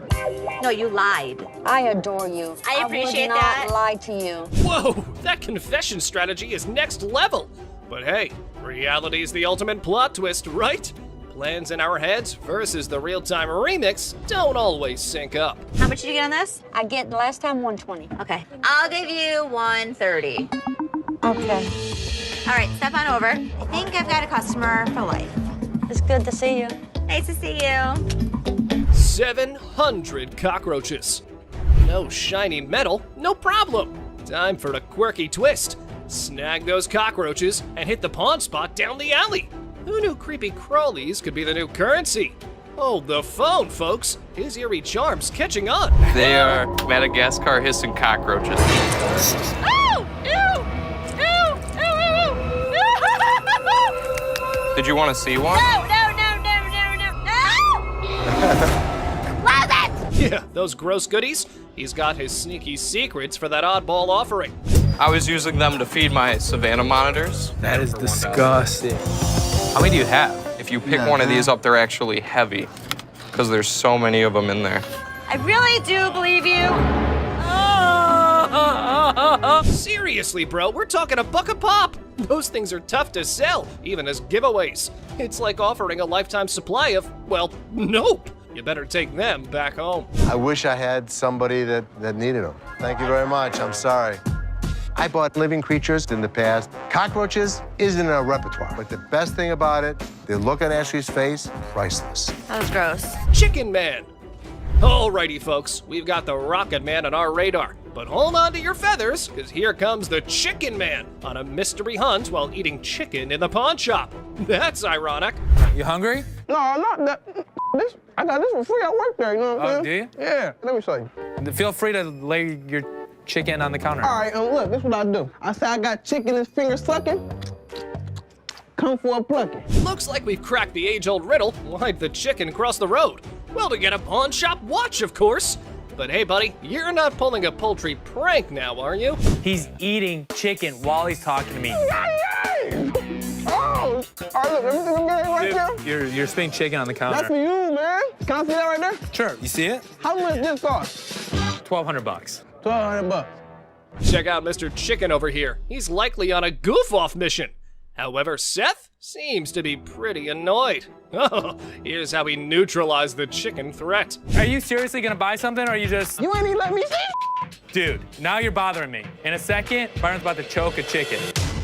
Oh, choke a chicken? He's about to. All right, look. Make a deal. Byron, you want me chicken? You touching chicken? Come on, man, let's go. Man, you know what? You ain't got to touch me. Angry mom. Sell that, Nick. $45. This chat game with Seth could ruffle more scratches than a ticklish itch. So I can get you $45. Needs a masterclass in manners. Let's dial up an apology for his bad language. Minute Paint. Take a disrespecting Ashley. This man is on the hunt through the shop, spotting a bed-cum table. He's got a plan for some store-wide spotlight drama. Look what he has to say. This is a sex table, baby, right? Kicked in the face. Don't disrespect my daughter like that. Striking a nerve on a calm day. You go, Les. Sometimes has things on it. Why is it so freaking dirty, man? Because it's used. That's why it's $397.77. Really? Well, I only got $200. What's the dilemma here, man? Buying a used sofa at a pawn store and expecting showroom shine? Your brain might not function properly to have such an expectation, sir. Let me try this out, man. I'll tell you what, my shoes are cleaner than this couch. Then don't buy it. Make me a deal. I got cash in my pocket, man. Wow, Come on, man. $200. Come on. Did you catch the words he just uttered? Mr. Couch is clueless about the league he's stepping into. Time for him to gear up because Les is on the horizon. Okay, it's time to go. Come on, man. Come on. Here we go. Yeah, come on, man. Here, come yeah, on. man. Come on. Right. Don't make my... Come on, man. This is how we do it in the D. Man. Yeah, walk out. Walk out, my man. Deal with the devil. Here's a spooky one. This might not be your... To meet somebody that's older than my dad. So how can I help you today? I want to get rid of this gold. I don't want gold. I want money. I think he's crazy. But interesting fact, people, this time around, you don't have to give your soul in return, but some cash, and the devil's good to go. Here's what happened next. This guy might take the cake for the weirdest guy that has ever walked through the store. How much you want? Tell me what you give me. I could have gotten $650 for this stuff. Can't do it. Maybe $650. Les hasn't ever made a deal with the devil. But this time around, he's willing to crack this one, being ready to outwit even the Mark Trickster. You want $610? I take $650. I can't give it to you.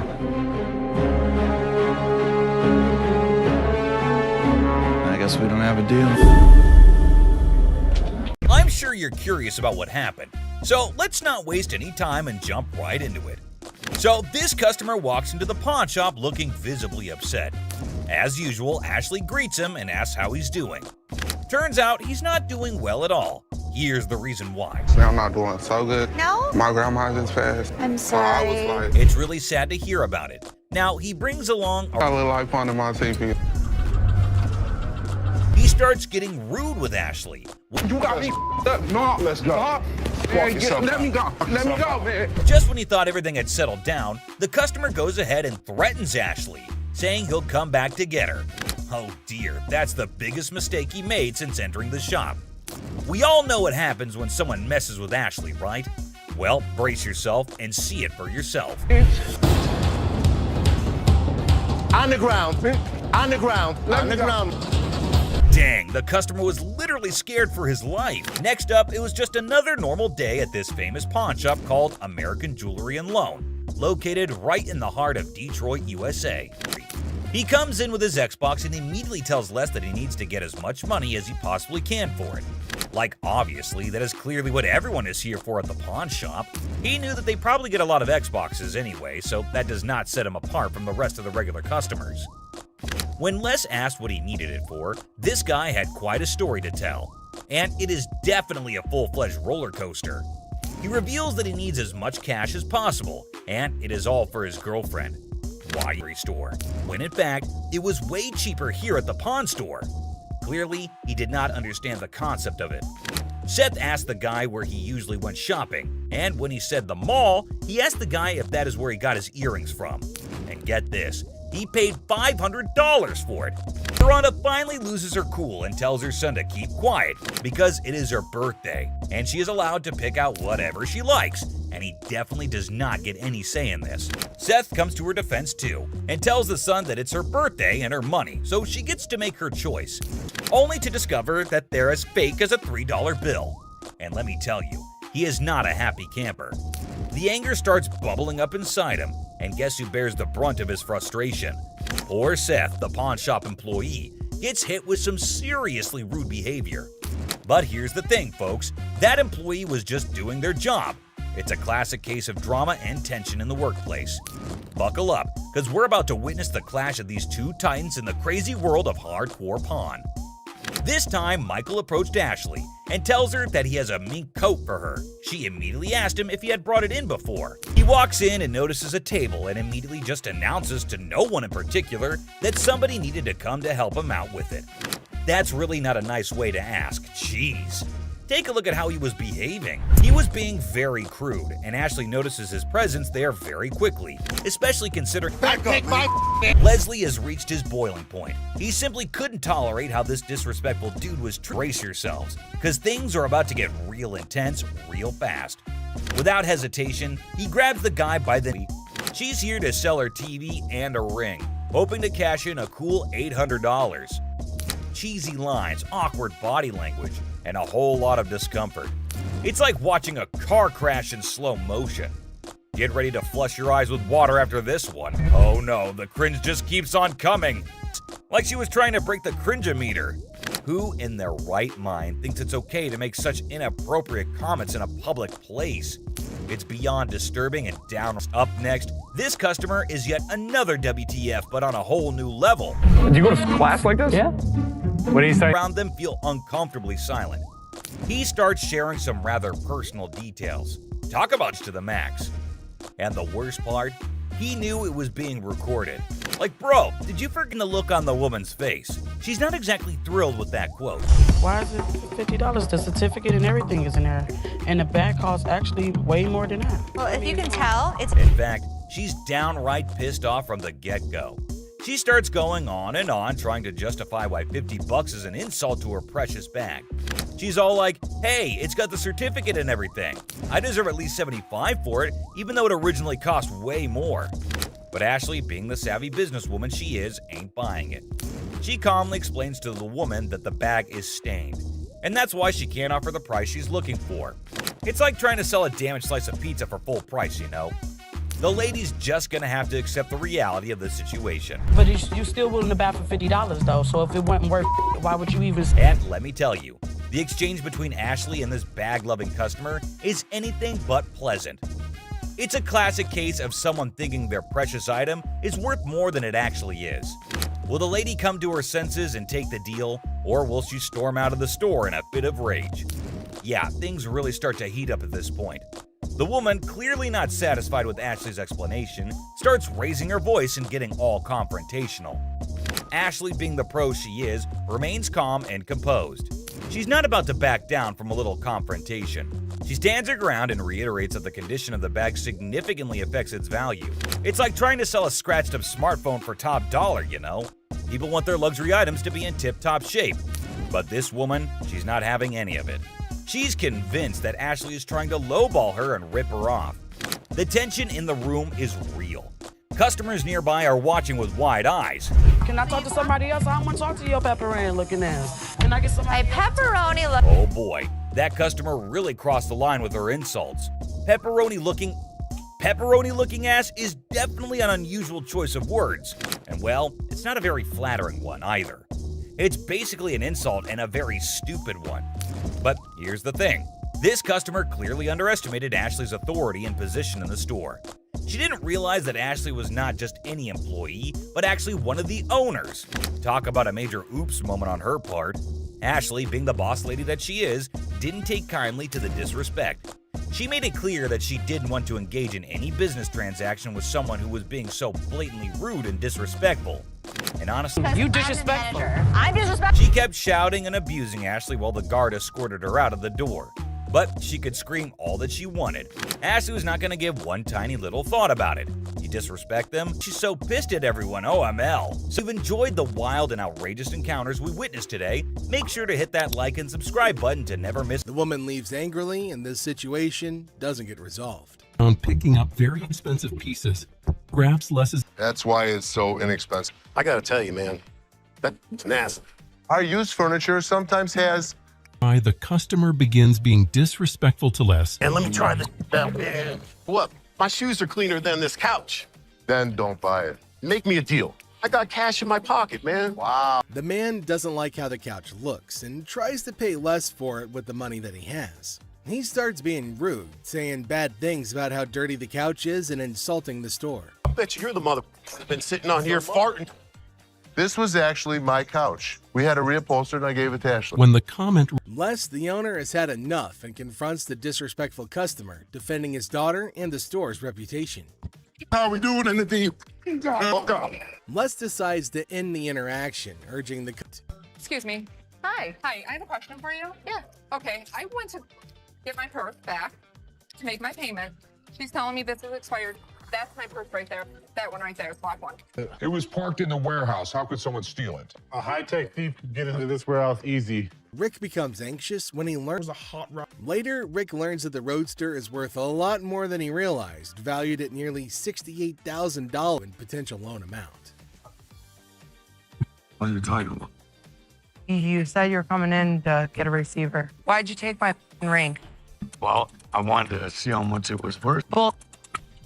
Why'd you take my ring? Yesterday you said you needed bike parts and didn't have the damn money, and all of a sudden you got my damn ring. The problem started when Les checked the ring to see how much it's worth. The charade. However, Ashley stands firm, recognizing the futility of the scam and the level of wrongness involved. It's like trying to sneak a peek at the answer key when the teacher is watching. Yeah, that's not happening.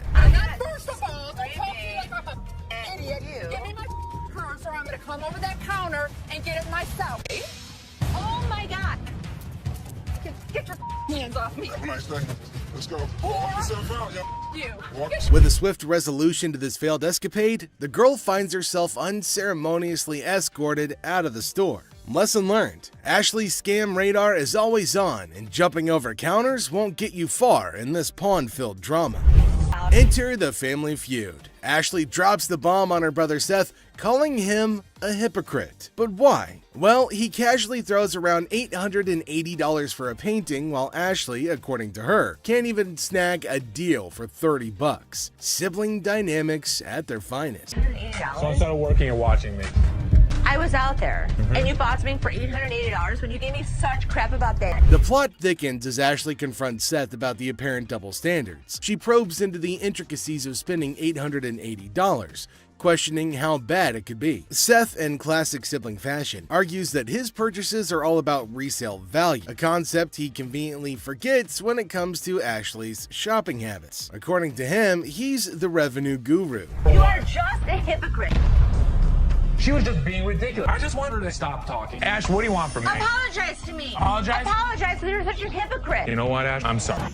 There's two guys out here that are saying they were scammed out of their laptops, and that whoever did it is working with one of our guys. You want to come out and talk to him? All right. Thank you.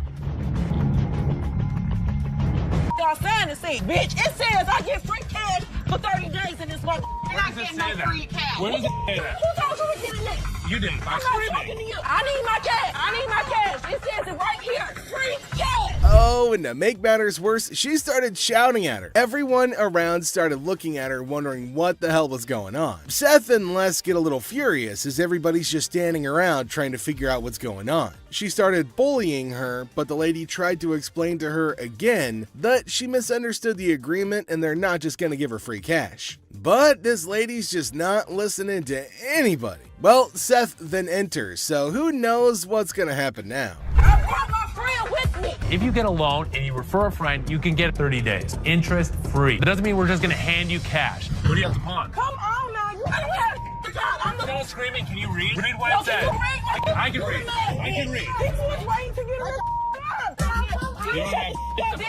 Shut the Les entered and asked her whether she read the whole document or not, and she was not listening and constantly arguing and pointing to them as if they had done something wrong. Meanwhile, other women decided to intrude, and oh my god, it's gonna be funny. Looks like they've all decided to have a fight in the pawn shop. Wonder how that's all gonna end. And it looks like Les is gonna join in too. The other woman that just jumps in the middle. You gotta get this right. People gotta get out your ass. You gotta go.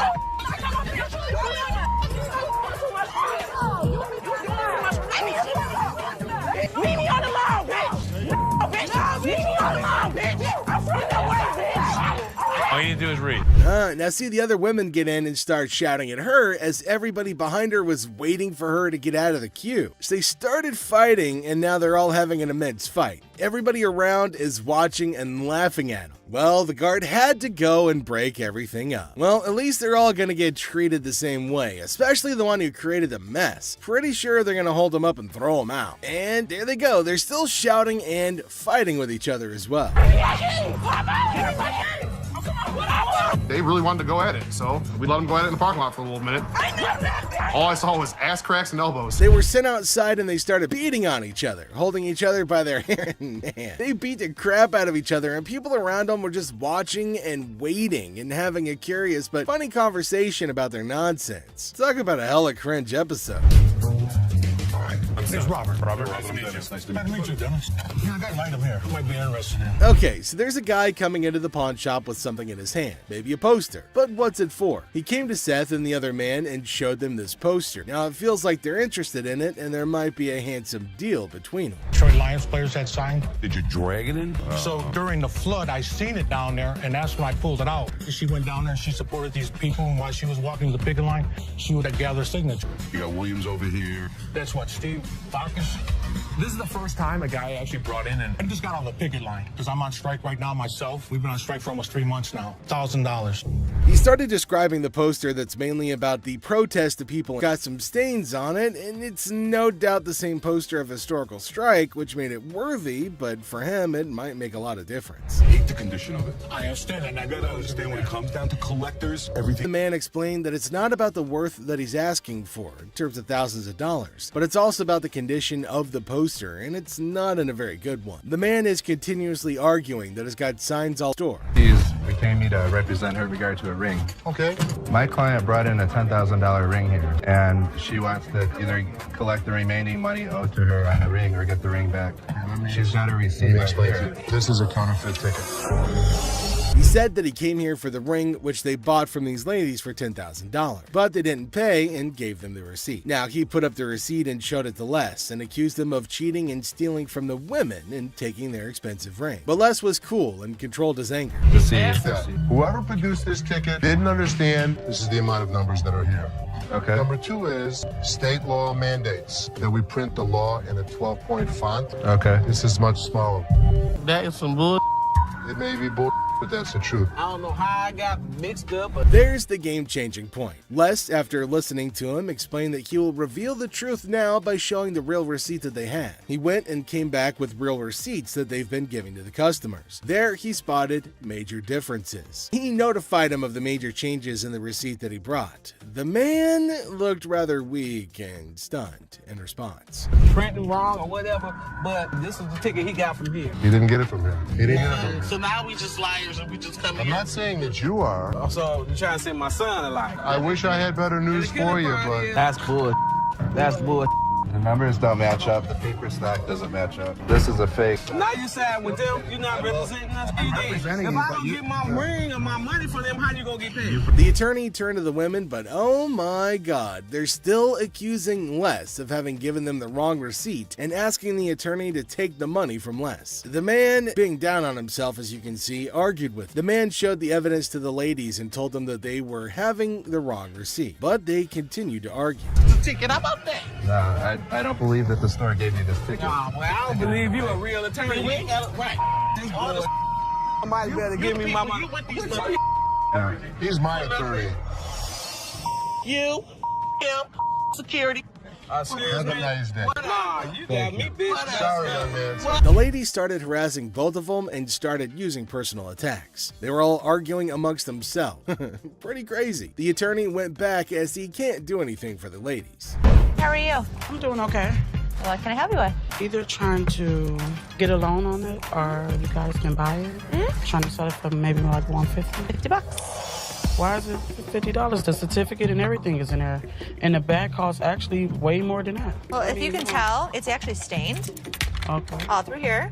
I'm trying to sell it for $150 or get a loan for $75 instead of the $50. Yeah, I wasn't interested in more than 50. If you know purses, then you know the. As our unsuspecting customer strolls into the kitchen at chaos, little does she know what's cooking today. Ashley, patiently bracing herself for another round of absurdity, politely inquires about what the customer's looking to offload. The girl, blissfully unaware of the purse's actual value, confidently suggests a price that's almost a steal. It costs way more than that. Okay, but I'm not going to pay you for the amount that you think it's worth because it's stained. This is not one of the newer ones. This is not this season. I know about purses. It was poor. Gladly accept the offered amount. However, Ashley, standing firm in her claim that the purse is torn and not worth more than $50, creates a hilarious clash of valuation difference. We even say $50. So I don't even know what that means. She take a look at her own ass. Can I get somebody else to talk to? It don't even matter. I don't have to talk to you. And I don't talk to you either, so why don't you go home? Leave Can our I talk store. to somebody Nope. else? Why do I have to talk to you? Because You I'm the disrespectful. manager. While removing the glass from the cases, both suspects placed the jewelry and many other valuables in the bag. Out of his unit, look at the ticket. It never said with game. The atmosphere gets even more intense as For all the stress I have, the last thing I need is a customer causing a scene. Despite the escalating situation, Les stays calm. He tries to talk sense into the upset customer, especially with a big event coming up the next day. I know how to walk. I ain't illiterate because I ain't part of the week. And y'all motherfuckers in my middle know they put them games in there. And you wasn't even standing there when I positive. Somebody need to blow this place up. It's time to go, sir. You ain't gonna get my weed off. I'm not. Let go. Can I get my weed? He'll get it for you, don't worry. You're making a threat like that? The situation becomes alarming when the upset customer makes a threat to blow up the place. Les, rightfully concerned about the safety of everybody, asks the guy to leave. Security becomes a priority, and the customer's demand for his belongings takes a back seat to the potential danger that he's creating. It's a challenging moment for Les, who's just trying to manage the chaos caused by an irate customer.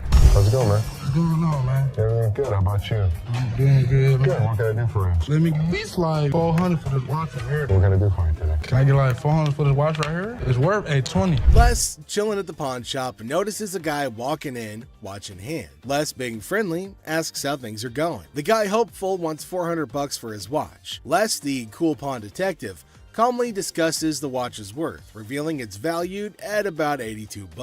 Yeah, man, tell me the truth. What'd you really pay? Telling you the truth, man. Come on, you give me know you four. did. Give me four for this watch, man. Come on, man. We deal in high-end watches. This was worthless. Nothing for us to deal with. Come on, give me like $450 for this Why watch. are you yelling at me?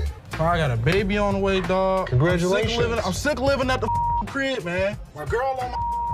The negotiation heat rises as the guy insists on $400, but Les suggests $7. The guy, pleading and sharing his life story about a baby on the way, asks for $400 again. Les stands firm, offering him the same price, which leads to a bit of yelling. The guy, feeling frustrated, calls the place bull ass and expresses his discontent. You want $10? I don't know. What do with $10? I have no idea. Go to Coney Island. Give me Coney Island is $10. good. Coney Island, $10. Got a baby on the way. They gonna do this to me, dog. What you looking like a crazy fool? The tension escalates, and the guy feels disrespected, using strong words and even threatening Les. Les, staying cool, suggests maybe he should have been given $400, hinting at a broken lamp that needs payment. The situation gets intense, with the guy considering if he should have taken the deal. Some cash for this watch, man. 400? I'm sorry. This is a bullshit-ass place, man. This whole ass place, dog. Excuse me. You call it what? You call him a bitch? You? I'll knock you the out. You don't know who you talking to. Tell me. Dog, don't touch me, homie, dog. Touch me, dog. Then maybe he would have been able to pay me for the lamp that he broke. Yo, I'm off with you, dog. The guy, still upset, leaves the shop, but not without some fiery words. Les reflects on the encounter, realizing maybe he should have given $400 to avoid the chaos. The drama ends, leaving behind a mix of emotions and a used watch. Life at the pawn shop remains unpredictable and full of surprises. How you doing today? Hey, pretty good. How are you? Real good, thanks. I'm Les. Les, I'm Randall. How are you? Randall, you got a hell of a grip. Wow. What the hell is it? Call it a ring. Okay. I didn't think it was a bus. How'd you get it? I just got it. This guy smelled like a brewery. Okay. How much did you want? I'd like $500 for it. Why? Why? Because I need it. Yeah, I got you. 2 DUIs. A person walks into the pawn shop, catching Les's attention. Things start getting interesting right away. The person wants $500 for a ring and shows it to Les. Les, being curious, asks where the ring came from and why they want to sell it. The person gets really mad when Les asks questions. The intensity in the air rises as the person angrily explains why they're selling the ring. Les stays calm, making it a surprising and dramatic moment in the pawn shop. Well, if it was gold, I'd give you more than $500, but it's not real. I know it's worth $500 and you're gonna give me $500. Well, actually, if this was gold, but it was brass. It had no value. I understand. You have court issues. The problem is, I need $500 for it. I'm sure you do. Man, I don't know why you need. As the conversation continues, Les drops a bombshell. He tells the person that if the ring were real gold, he'd offer a whopping $2,500. Feeling a glimmer of hope, the customer suggests, just give me the $2,500 then. Expectantly awaiting a positive response, Les, with a touch of humor, reveals the harsh reality. He explains that the ring is fake, not even worth $500, and he won't pay that much for a counterfeit ring. You gotta give me something for it. I can't give it to you. I'm sorry. Give it to me anyway. Man, you can give me something for it. No, you give me something Just don't for feed it. on the glass. This guy was drunk. You give me that ring back. Give me that. It's the. I ain't going nowhere. Man, get away from me. Yeah, I go. You man. In the midst of the ring discussion, a security guard quietly enters, taking a position behind the customer. The customer, desperate, pleads with Les to give him something for the ring, but Les, staying true to his detective skills, rejects the plea, emphasizing the ring's fake nature. Les, sensing trouble, comments that the customer seems drunk, adding another unexpected twist to the escalating situation. As the rejection sinks in, the customer, unable to contain his frustration, sits on the floor, declaring that he won't leave. The tension peaks as he becomes increasingly aggressive. The guard steps into action, forcefully dragging the defiant customer out of the store. But despite being escorted out, the customer continues to yell and make a scene. Oh boy. I see you sweating. Yeah. Must be hot outside. No, I was doing karate outside. You're doing karate? And judo. I'm Bruce Lee's sister. Really? Yeah. As the door jingles, a woman strolls into the pawn shop rocking winter clothes in the summer heat. Now she's chatting with Les, teasing him about the sweltering weather. She even claims to be a martial arts pro, throwing around Bruce Lee's name. The banter kicks off with a request for a karate move demonstration. She said she was Bruce Lee's sister. So what you got? The atmosphere takes an unexpected turn when the woman unveils a unique item, a mysterious fox mink. Les, unfamiliar with such creatures, engages in a lighthearted conversation to understand more about this fox mink. The woman, with a hint of mystery, reveals her intention to sell it. A mink fox? I don't know. I'm not into animals. Fox. I've heard of fox. I've heard of mink. So fox mink. Did you want to As the conversation unfolds, Les dives into the details of the fox mink, trying to grasp its worth. The woman shares anecdotes about the origins of the item, painting a vivid picture of its history. Les, playing the role of the detective, subtly negotiates and gathers information to figure out the best deal. Sell it. How much did you want for it? $50,000. The encounter concluded with the woman deciding to part ways with her fox mink. Les, using his seasoned charm, finalizes the deal. The quirky tale of the winter-dressed woman and her unique pawned item adds an unexpected twist to the usual pawn shop routine, leaving both parties with a memorable experience. Woman comes in to sell me a high-end bottle of liquor. Ma'am, I'm Is that what you're saying? You have no respect. when you want to take a they're person when they $1,200, down. fit the liquor inside the bottle. And anytime you're gonna belittle a person. Damn, I didn't belittle you. As the door chimes, the woman confidently walks in, clutching an empty liquor bottle. She aims for a bold move, attempting to pawn the bottle for a cool $100. Les, with his discerning eye, swiftly rejects the proposal, explaining that a filled bottle would fetch a better price. The woman, not thrilled with the response, raises her voice, demanding respect and expressing her discontent. I'll give you $100. It's not worth more than $100. Especially when you say I wouldn't give you $100. Don't you ever walk up to my Baby, dad. hey, baby, don't point your finger. Life after this, Ma'am. don't you dare ever Ma'am, come in you here are again. in my face. I don't care, you're in my dad's store, and don't you ever think about coming in here You know again. what? Turn your ass around, badass out the door now. Where Ashley steps up like a superhero. Now, she doesn't just cool things down, she straight up shuts the woman down. With confidence, Ashley tells her to leave and never come back. Suddenly, the chaos turns into quiet thanks to Ashley's quick and firm action.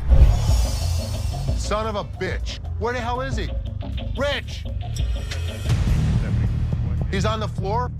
People are waiting to pay us for their merchandise. He's not there. We're losing money.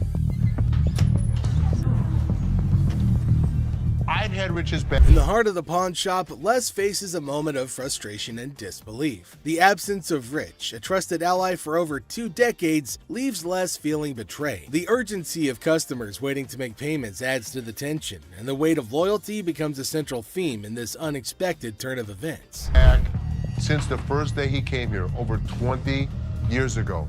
I feel betrayed. Didn't I just have an employee meeting to tell everybody that they need to step up on their game? I'm watching you and Bobby J talk to these 2 girls. You're out there trying to sweet talk them, trying to bull with them. I'm looking for you in layaway. Where the hell are you? I gotta sit in layaway all day long and just wait for something to happen. As the minutes tick away, the atmosphere inside the pawn shop grows more intense. Les reflects on his long-standing support for Rich, highlighting his sense of loyalty that spans a quarter century. He recalls a recent employee meeting where he emphasized the need for everyone to step up their game. Disappointment and frustration seep into his words as he confronts the situation, a pawn shop mystery intertwined with personal and professional loyalties. I'm watching you and Bobby J talk to these 2 girls. They're out there trying to sell their jewelry.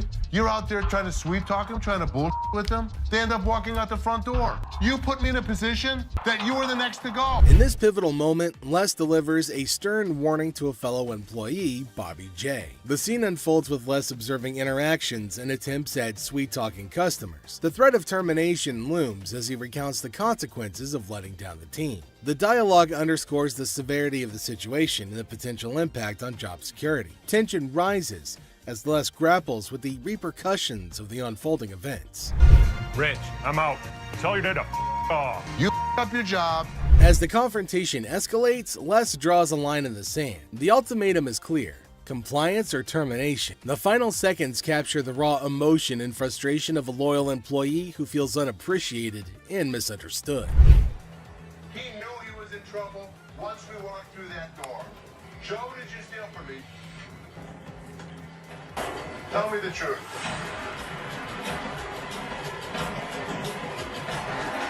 Inside the pawn shop, a sense of trouble looms as the head of security, Joe, faces a difficult moment. The air is heavy with anticipation as accusations are laid out. In a tense exchange, the truth emerges when Joe admits to stealing. The weight of the admission sets the stage for the unraveling of a trusted employee's actions. The detectives call in uniformed officers to put the cuffs on. And then he reaches into his pocket and pulls out an assortment of jewelry worth over $7,000. As the admission hangs in the air, the situation takes an unexpected turn. Detectives call in uniformed officers to apprehend Joe. A place built on trust is now shaken to its core as the true extent of the betrayal unfolds. You go this way. This is my loyalist point, my head of security, guy that trusts me. The arrest unfolds and reality sinks in for the pawn shop owner. The disbelief is evident as a devoted employee, the head of security for the previous 3 years, is carried away in handcuffs. The emotional weight of the betrayal is clear in the owner's voice, which expresses the anguish of putting trust in someone who later proved dishonest. If he was, he could be anyone.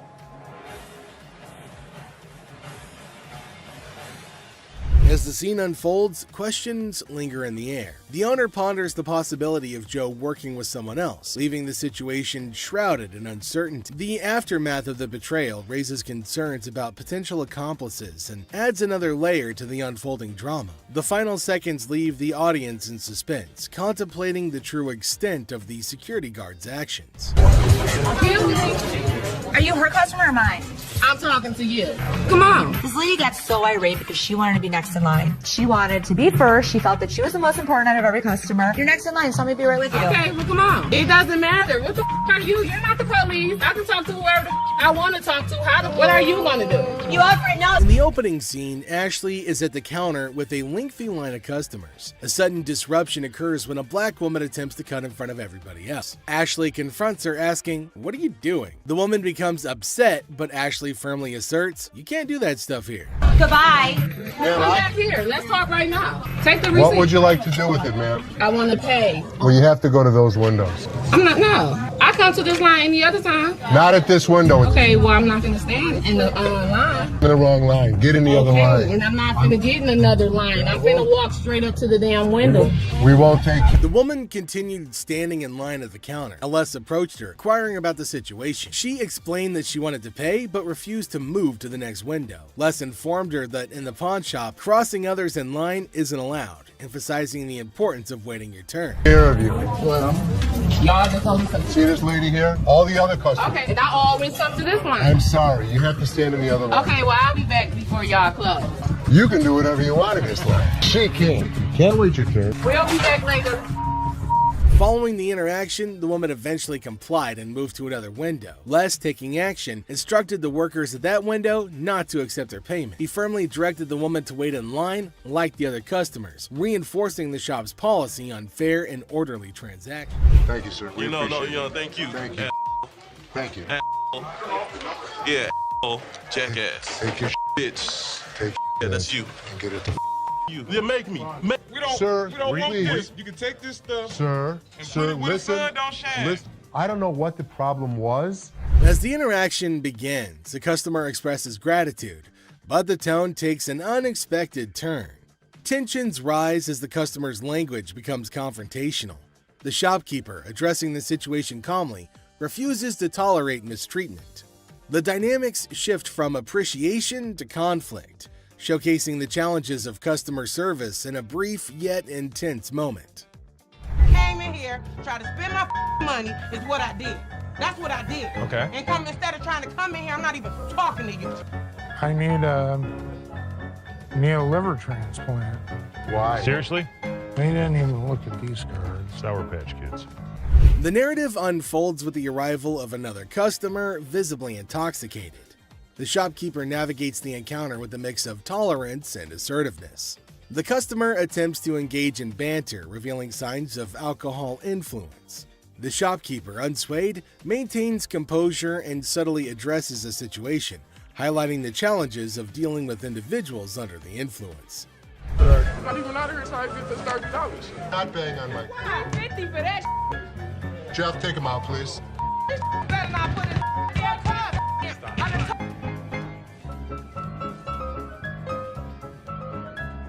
How would you? Man, what the?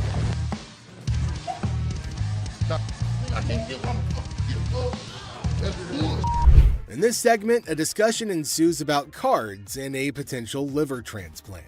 The shopkeeper encounters a situation where the customer's intentions are unclear. Misunderstandings arise, and the shopkeeper skillfully navigates the conversation. The dialogue touches on humorous elements while portraying the complexity of communication in a retail setting. What, is it, ma'am? Is it? I don't know. You tell me. Man, come on, you the dude with the ponytail? The wife's racking my nuts on the telephone constantly. Just 2 earrings in your ears. Does it matter? Just take it off, put it with mine a little bit, let it get a little bit more weight to it, and go ahead and give me my money. Does that make sense? Right this way. You can't come back. Damn this! Go out my way, damn one of y'all touch me! I'll break this. I'm more than happy to go to the ends of the earth for you. When you come in like an ass, you be walked out like an ass. The scene takes a surprising turn as the atmosphere shifts. The shopkeeper reassures the customers that despite challenges, the store is dedicated to going the extra mile for them. The encounter, starting with tension, concludes with an assurance of excellent service. This final part encapsulates the roller coaster of emotions within a brief time frame, showcasing the highs and lows of customer interactions. You need some help today? Man, how you doing, brother? What's the deal on this TV here? This TV right here is $400. $400? Yeah. I was in here 2 weeks ago, sold you this mother for $90. Now you're gonna ask me $400 for it, man? In the electronics section of the store, a customer named Robert engages in a conversation about a TV with the store employee. The casual tone sets the stage for what seems like a routine interaction. The customer questions the TV's price, sparking a humorous recount of a previous encounter where he claims to have purchased the same TV for a lower price. Are you kidding me? So you're making a $310 profit off me? Bull, man. Can I help you? Who are you, man? I come in here 2 weeks ago, just like I told this gentleman. Do something with your hair, man. And then y'all gonna sell it for $400? You gonna make that much profit off me? As the dialogue unfolds, the customer expresses dissatisfaction with the marked up price, claiming the store will profit significantly from his purchase. A manager steps in, attempting to resolve the situation. Tensions rise as the customer questions the legitimacy of the price hike and demands a resolution, emphasizing the financial disparity between his purchase and the intended selling price. Brother, where's your receipt? Can you not understand English, my brother? No, I can't, my brother. I don't believe he wants a TV for nothing. I'll just take the TV, man. No. The customer threatens to take the TV and leave without making a purchase. The manager issues a stern warning, asserting that any attempt to take the TV without completing the transaction will result in immediate removal from the store. The confrontation takes an assertive turn, with both parties standing their ground. Once I get this TV, man, get above me. Man, get off me. Man, get off me. I ain't going outside. Get my damn shoe, my damn shoe, player. Y'all got my shoe. You got my money. This joint. This guy was acting like a total baby. He wanted attention and he got it. Despite the warnings, the customer decides to leave the store, expressing discontent with the entire experience. He accuses the store of mistreatment and vows never to return. The situation concludes with dramatic flair as the customer exits, leaving behind a sense of dissatisfaction and a promise never to return. How are you? I'm good. How are you? Well, actually, I'm not doing so good. No? My grandma just passed. I'm sorry. I was like hoping to. Okay, so whose ring is this? My grandma's. Oh. So you want to just pawn it, right? Because you want to be able to get it back? Yeah. Okay. Do you have anything else? It's not real. What you mean it's not real? It's not real gold. A guy comes in feeling sad and asks Ashley to pawn his grandma's ring, explaining that she passed away and it's all he has.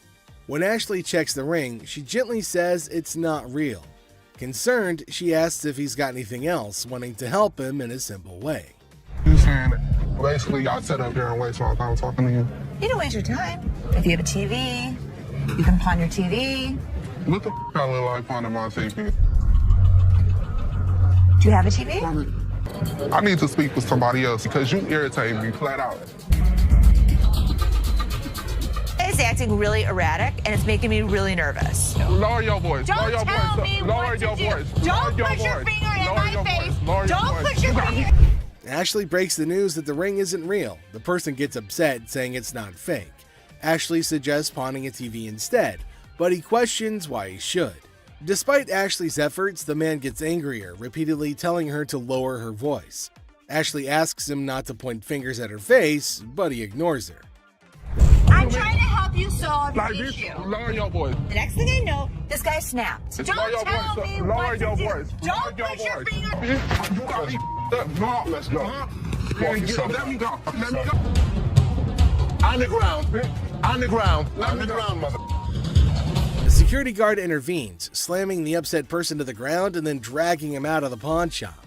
The situation escalates and the guard takes decisive action to maintain order. Next up, we've got this episode where a heavily muscled individual made his way over to meet Les to complain about equipment he got from the store that got busted. Somebody bought this. This piece of junk I bought in here just a couple days ago don't work now. It's broken. What is it? Little ab lounger I bought here, man. Workout. In the midst of the pawn shop's hustle, a burly customer approaches Les with a complaint. He's upset about a busted piece of exercise equipment, an AV lounger purchased just days ago. Les, sticking to the store policy, explains that they can only provide an exchange, not a cash refund. Tensions rise as the customer vehemently rejects the idea of an exchange, demanding his money back. They can only hand over another item in place of the faulty one. If you had the receipt, I could give you an exchange. I could give you something. I don't want an exchange because it's probably going to be some again. How about you just get my money? As the disagreement escalates, the customer insists on a cash refund, dismissing the option of another item. Les faces a dilemma, stuck between policy and customer satisfaction. The clash intensifies as the customer becomes forceful in his demand for a monetary refund, setting the stage for a heated confrontation. Les could match him word for word without fear. Better be some money. Or what? Or what? There's going to be a problem. How about What that? kind of... Les, accompanied by his trusty companion Byron the Snuggle Bear, stands his ground. The customer challenges Les with threats of problems if he doesn't comply. Unfazed, Les maintains his position, asserting that the store's policy is non-negotiable. The heir becomes charged with confrontation as both parties refuse to back down. I don't need that. As things got super heated between Les and the customer, Byron tried to step in to calm the man down. As the situation reaches a boiling point, Les and the customer engage in a verbal showdown.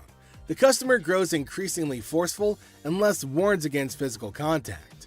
Byron attempts to mediate and calm the customer, but his intervention takes an unexpected turn, adding a new layer of tension to the already heated exchange. Done. Really? The confrontation takes a risky turn when the customer, ignoring Les's warnings, attempts physical contact. Byron, in a misguided attempt to intervene, escalates the situation further. Les stands firm, refusing to be intimidated while tensions continue to rise. Les questions a man's marriage. Les uses a customer's words against her. There's trouble in the office, but Les reminds Seth that he's the boss. Les kicks off the day questioning a man's marriage, using customers' words against her. Trouble brews in the office, but Les asserts his authority as the boss, teaching a disrespectful man a memorable lesson. Les shows that he's not just a pawnbroker, baby. He's a boss in control. Here are savage Les Gold moments. It looks like Les is more interested in this man's marriage than his business. Les woke up this morning with the urge to roast someone, and of all the people he could roast, he picked this guy. Things take an unexpected turn. Now, in a surprising twist, Les dives into the man's marriage, leaving everybody shocked. Les humorously challenges the man's absurd scenario, roasting him in a way that only Les can. The man's attempt to buy an anniversary present with his wife's jewelry backfires, adding a touch of humor to the pawn shop drama. You get a watch for my wife's anniversary. Oh, it's not your anniversary too? Well, yeah, it is mine too. How many years you been together? 25 years. Oh, okay. How many good ones? So how did you get these? Well, we were going through some of her jewelry. She said this belonged to my grandma. They're not real. Les posts a customer's watch request, questioning the authenticity of the jewelry. Unfazed, Les detects the fake and confronts the customer's peculiar anniversary gift plan. The customer tries to defend himself, but Les, in his signature style, keeps it real and uncovers the truth behind the fake jewelry. And hold on a second. How come the old man wants to buy his wife an anniversary present with her own jewelry? That is one hell of a ridiculous scenario. What this man could have done at this moment is leave. But nope, some of these customers love to start drama. This is older than both of us. It probably is. But it was fake when it was made, and it's still fake. Les faces a customer who crosses the line, insulting his family. For the first time, Les takes matters into his own hands, delivering a stern warning. The tension rises as Les draws the line, showcasing a side of him that won't tolerate disrespect towards his loved ones. Yeah? Okay, I've seen your wife. Listen, mother, there's two things you don't talk about. What's that? My wife and my family. Oh, here's the deal. For a moment, we thought... Two of you. Here's the deal. Get out of here. Two of you. I'll hurt you guys so bad. Sure you will. Better get in the front. Sure you will. In a final showdown, Les lays down the law. With no patience left, he kicks the disrespectful customers out, warning them of dire consequences if they return. Les reveals his savage side, making it clear that disrespecting his family won't be tolerated under any circumstances. Hello, how are you doing today? I'm good. How are you, sir? That's good. I want to pawn this TV. I can go 100. Excuse me? So here's a guy who wants $400 on a $200 TV. What the is he thinking? People can help me move my stuff back in my mother's house. 100 is not going to do, sir. I need more than that. But I can't give you more. See, it's a used TV. A young man enters the pawn shop seeking to pawn a TV for $400. Les, the owner, declines the initial offer and counteroffers $100. The guy, explaining his need to move back to his mom's house, expresses that $100 won't be sufficient for his situation. You know, I have to get away. You see this? He did this last night. What did he do to you last night? He beat me up last night. You clearly don't see that. See, you know what? You about to cause me to lose my mother temper. I try to give him the benefit of the doubt. I thought he had nice skin. He didn't have any bruises on him. I don't need to call security. You don't need to call them. What The guy made up a story about daily abuse from his roommate, seeking empathy to pawn the TV for his escape. Les remained skeptical, noting the absence of visible bruises, praising the boy's clear skin. In response, the boy, feeling cornered, requests the involvement of security, hinting at a potential dramatic turn of events. you gonna do? What, you from Africa? Oh, okay. Anyway, like I said, can you give me the 400 you paid? We sell them for $200. Hello. Y'all. Thank you so much. Sure is. Have a nice day. You. Thank you. You better lucky I'm gonna throw this big mother ass. Up. Where is my key? Les, trying to find a middle ground, offers $125, but the boy declines and insists on calling the guards. Les, unfazed, reveals the presence of the guard behind the boy. The situation ends with the boy taking the TV and leaving the pawn shop without the need for additional security intervention. How about your fat ass take it out?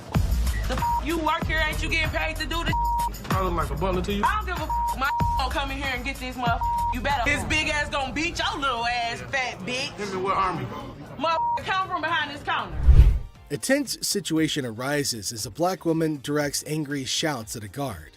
The guard, responding defensively, questions her, asking if he appears to be a butler in a moment of unexpected confrontation. You get back here. Your big ass on my way. Get this motherfucking speaker and take it outside. You want me to stop? Take the. You brought it in. You're gonna take it out. So take it out. I'm not picking that up Then and you're taking it leaving it outside. Y'all can get your old ass Take out. your ass out of here. I'm What's gonna your take bitch ass out of here, y'all. You're not going to come in threatening my employees. Who gonna bring it outside? Despite Seth's efforts to intervene, the black woman continues her relentless shouting. Even another guard struggles to remove her. Suddenly, she notices Les, the owner, standing behind her. In an unexpected turn, she bursts into laughter and mockingly tells Les to leave. Yo, big ass, you can grab that bitch too, ogre. My big ass, shrek ass, following behind me. We will give you the respect and the decency you deserve, but when you're threatening my family, we throw you out of here. Bitches, for life. Taking matters into her own hands, the woman starts leaving, dubbing the guards as Shrek on her way out. The situation takes an unexpected and humorous turn as she adds a touch of sass to her departure. Let's take a look at it. All right. I'm here with my man, and we got in a big argument, and he left me, so I need to He get left back you home. here? To Hawaii. Oh, really? Where about? Honolulu. Oh, okay. Got a ride from my cousin, so you gotta hurry up. There came a woman at Ashley's counter to sell her chain. Now Ashley's looking at her chain to see whether it's worthy enough or not. She's asking Ashley to hurry up as she has to leave earlier as her spouse has left her alone here. Really? Okay, how much did you need? I was just trying to not this for you to be nice, but. $600. What up with that? I got this from one of my aunts in Africa. This is $600. Oh, do you know what it is? It's actually a Tahitian pearl. No, this is from Africa. This is an African pearl. Ashley asked her how much she wanted for her jewelry. Now the woman said $600, which is a lot more than Ashley was willing to spend, since Ashley said that it's not an African stone, but the woman was arguing that it was. 600. My ticket cost $600. That's how much I need. Do you have anything else? No. Excuse me? No. Ashley told her that they're not African pearls, so it's not worth $600, but far less. It was at this point that the woman started acting rude. Ashley got shocked at her stupidity and rude behavior. Eventually, she started behaving really bad as Ashley got angrier. What's gonna happen next? 600 or not? You can't get 600 on this. Okay. And also, don't call me a bitch. So you mean to tell me that this ain't worth a mother thing? That's not what I said. It could be worth something. Okay, can I get $5.99? No. Some kind of problem? Okay. Exactly. Can I get $600 No, or you not? can't get anything. Okay, I You get can't talk to her like this. You can't $5.98. get- Oh, I can left you now. Bitch, you don't know what I'm not leaving no place. Yes, you are. Oh, no, I ain't. Oh, yes, What? you are. What are you gonna do? I'll kiss my Honey, you don't have that kind of money. All right, you, all of y'all. Bitch, If you want some help, talk to us like a human being. I'm leaving. Aloha. Who the they think they is? Them. Which Some jewelry for my daughter. Her birthday's in like 2 weeks. For sure. How old is she gonna be? She's gonna be 12. She's gonna be 12. Yep. Do you want a Kleenex? I've got allergies, man. I itch like super bad. I'm not picking it, I promise. Okay. We have a heart one. It's really pretty. Can I see it? there came a man to Ashley asking for something to buy for his daughter. Now, he inferred that she's about 12 years old and he wants something interesting for her. But he's constantly picking his nose, which was making Ashley cringe. He's not stopping from doing such cryptic things, but he's constantly doing it in public. Ashley asked him to let her know if there was something he was interested in buying for his daughter. Look at it. How much you want to spend? Like 100, 150, but 75. can I touch it though? That's bull. I was charging him like $75 on this watch just to give him a deal so he didn't have to touch it with his snotty hands. Can I see the sanitizer for a second? Now, the man selected a watch, but Ashley didn't want him to touch anything with his dirty hands. She asked him about his range and he said he wants something under $100, and the watch was $75. The man didn't agree to buy it. Now, Ashley's just getting furious over his silliness. I didn't use sanitizer. Why don't you guys go yourself? I don't even care about the sale anymore. I just want him out of here. Ashley asked him to use sanitizer before touching anything in the shop, but he refused. And this is going to be a very serious problem. They're probably going to have a fight. Ashley got angry and asked him to leave despite no deal. She just wanted him gone. She didn't care for the deal or profit, but just getting him out of the shop. Well, then came the guards who made sure that he left, and Ashley used sanitizer everywhere on everything that he put his hands on. Well, that's it for today, everybody. Thanks for being part of the Hardcore Pawn adventure with us. We hope you like the drama and the surprises. Stay tuned for more pawn shop stories. See you next time.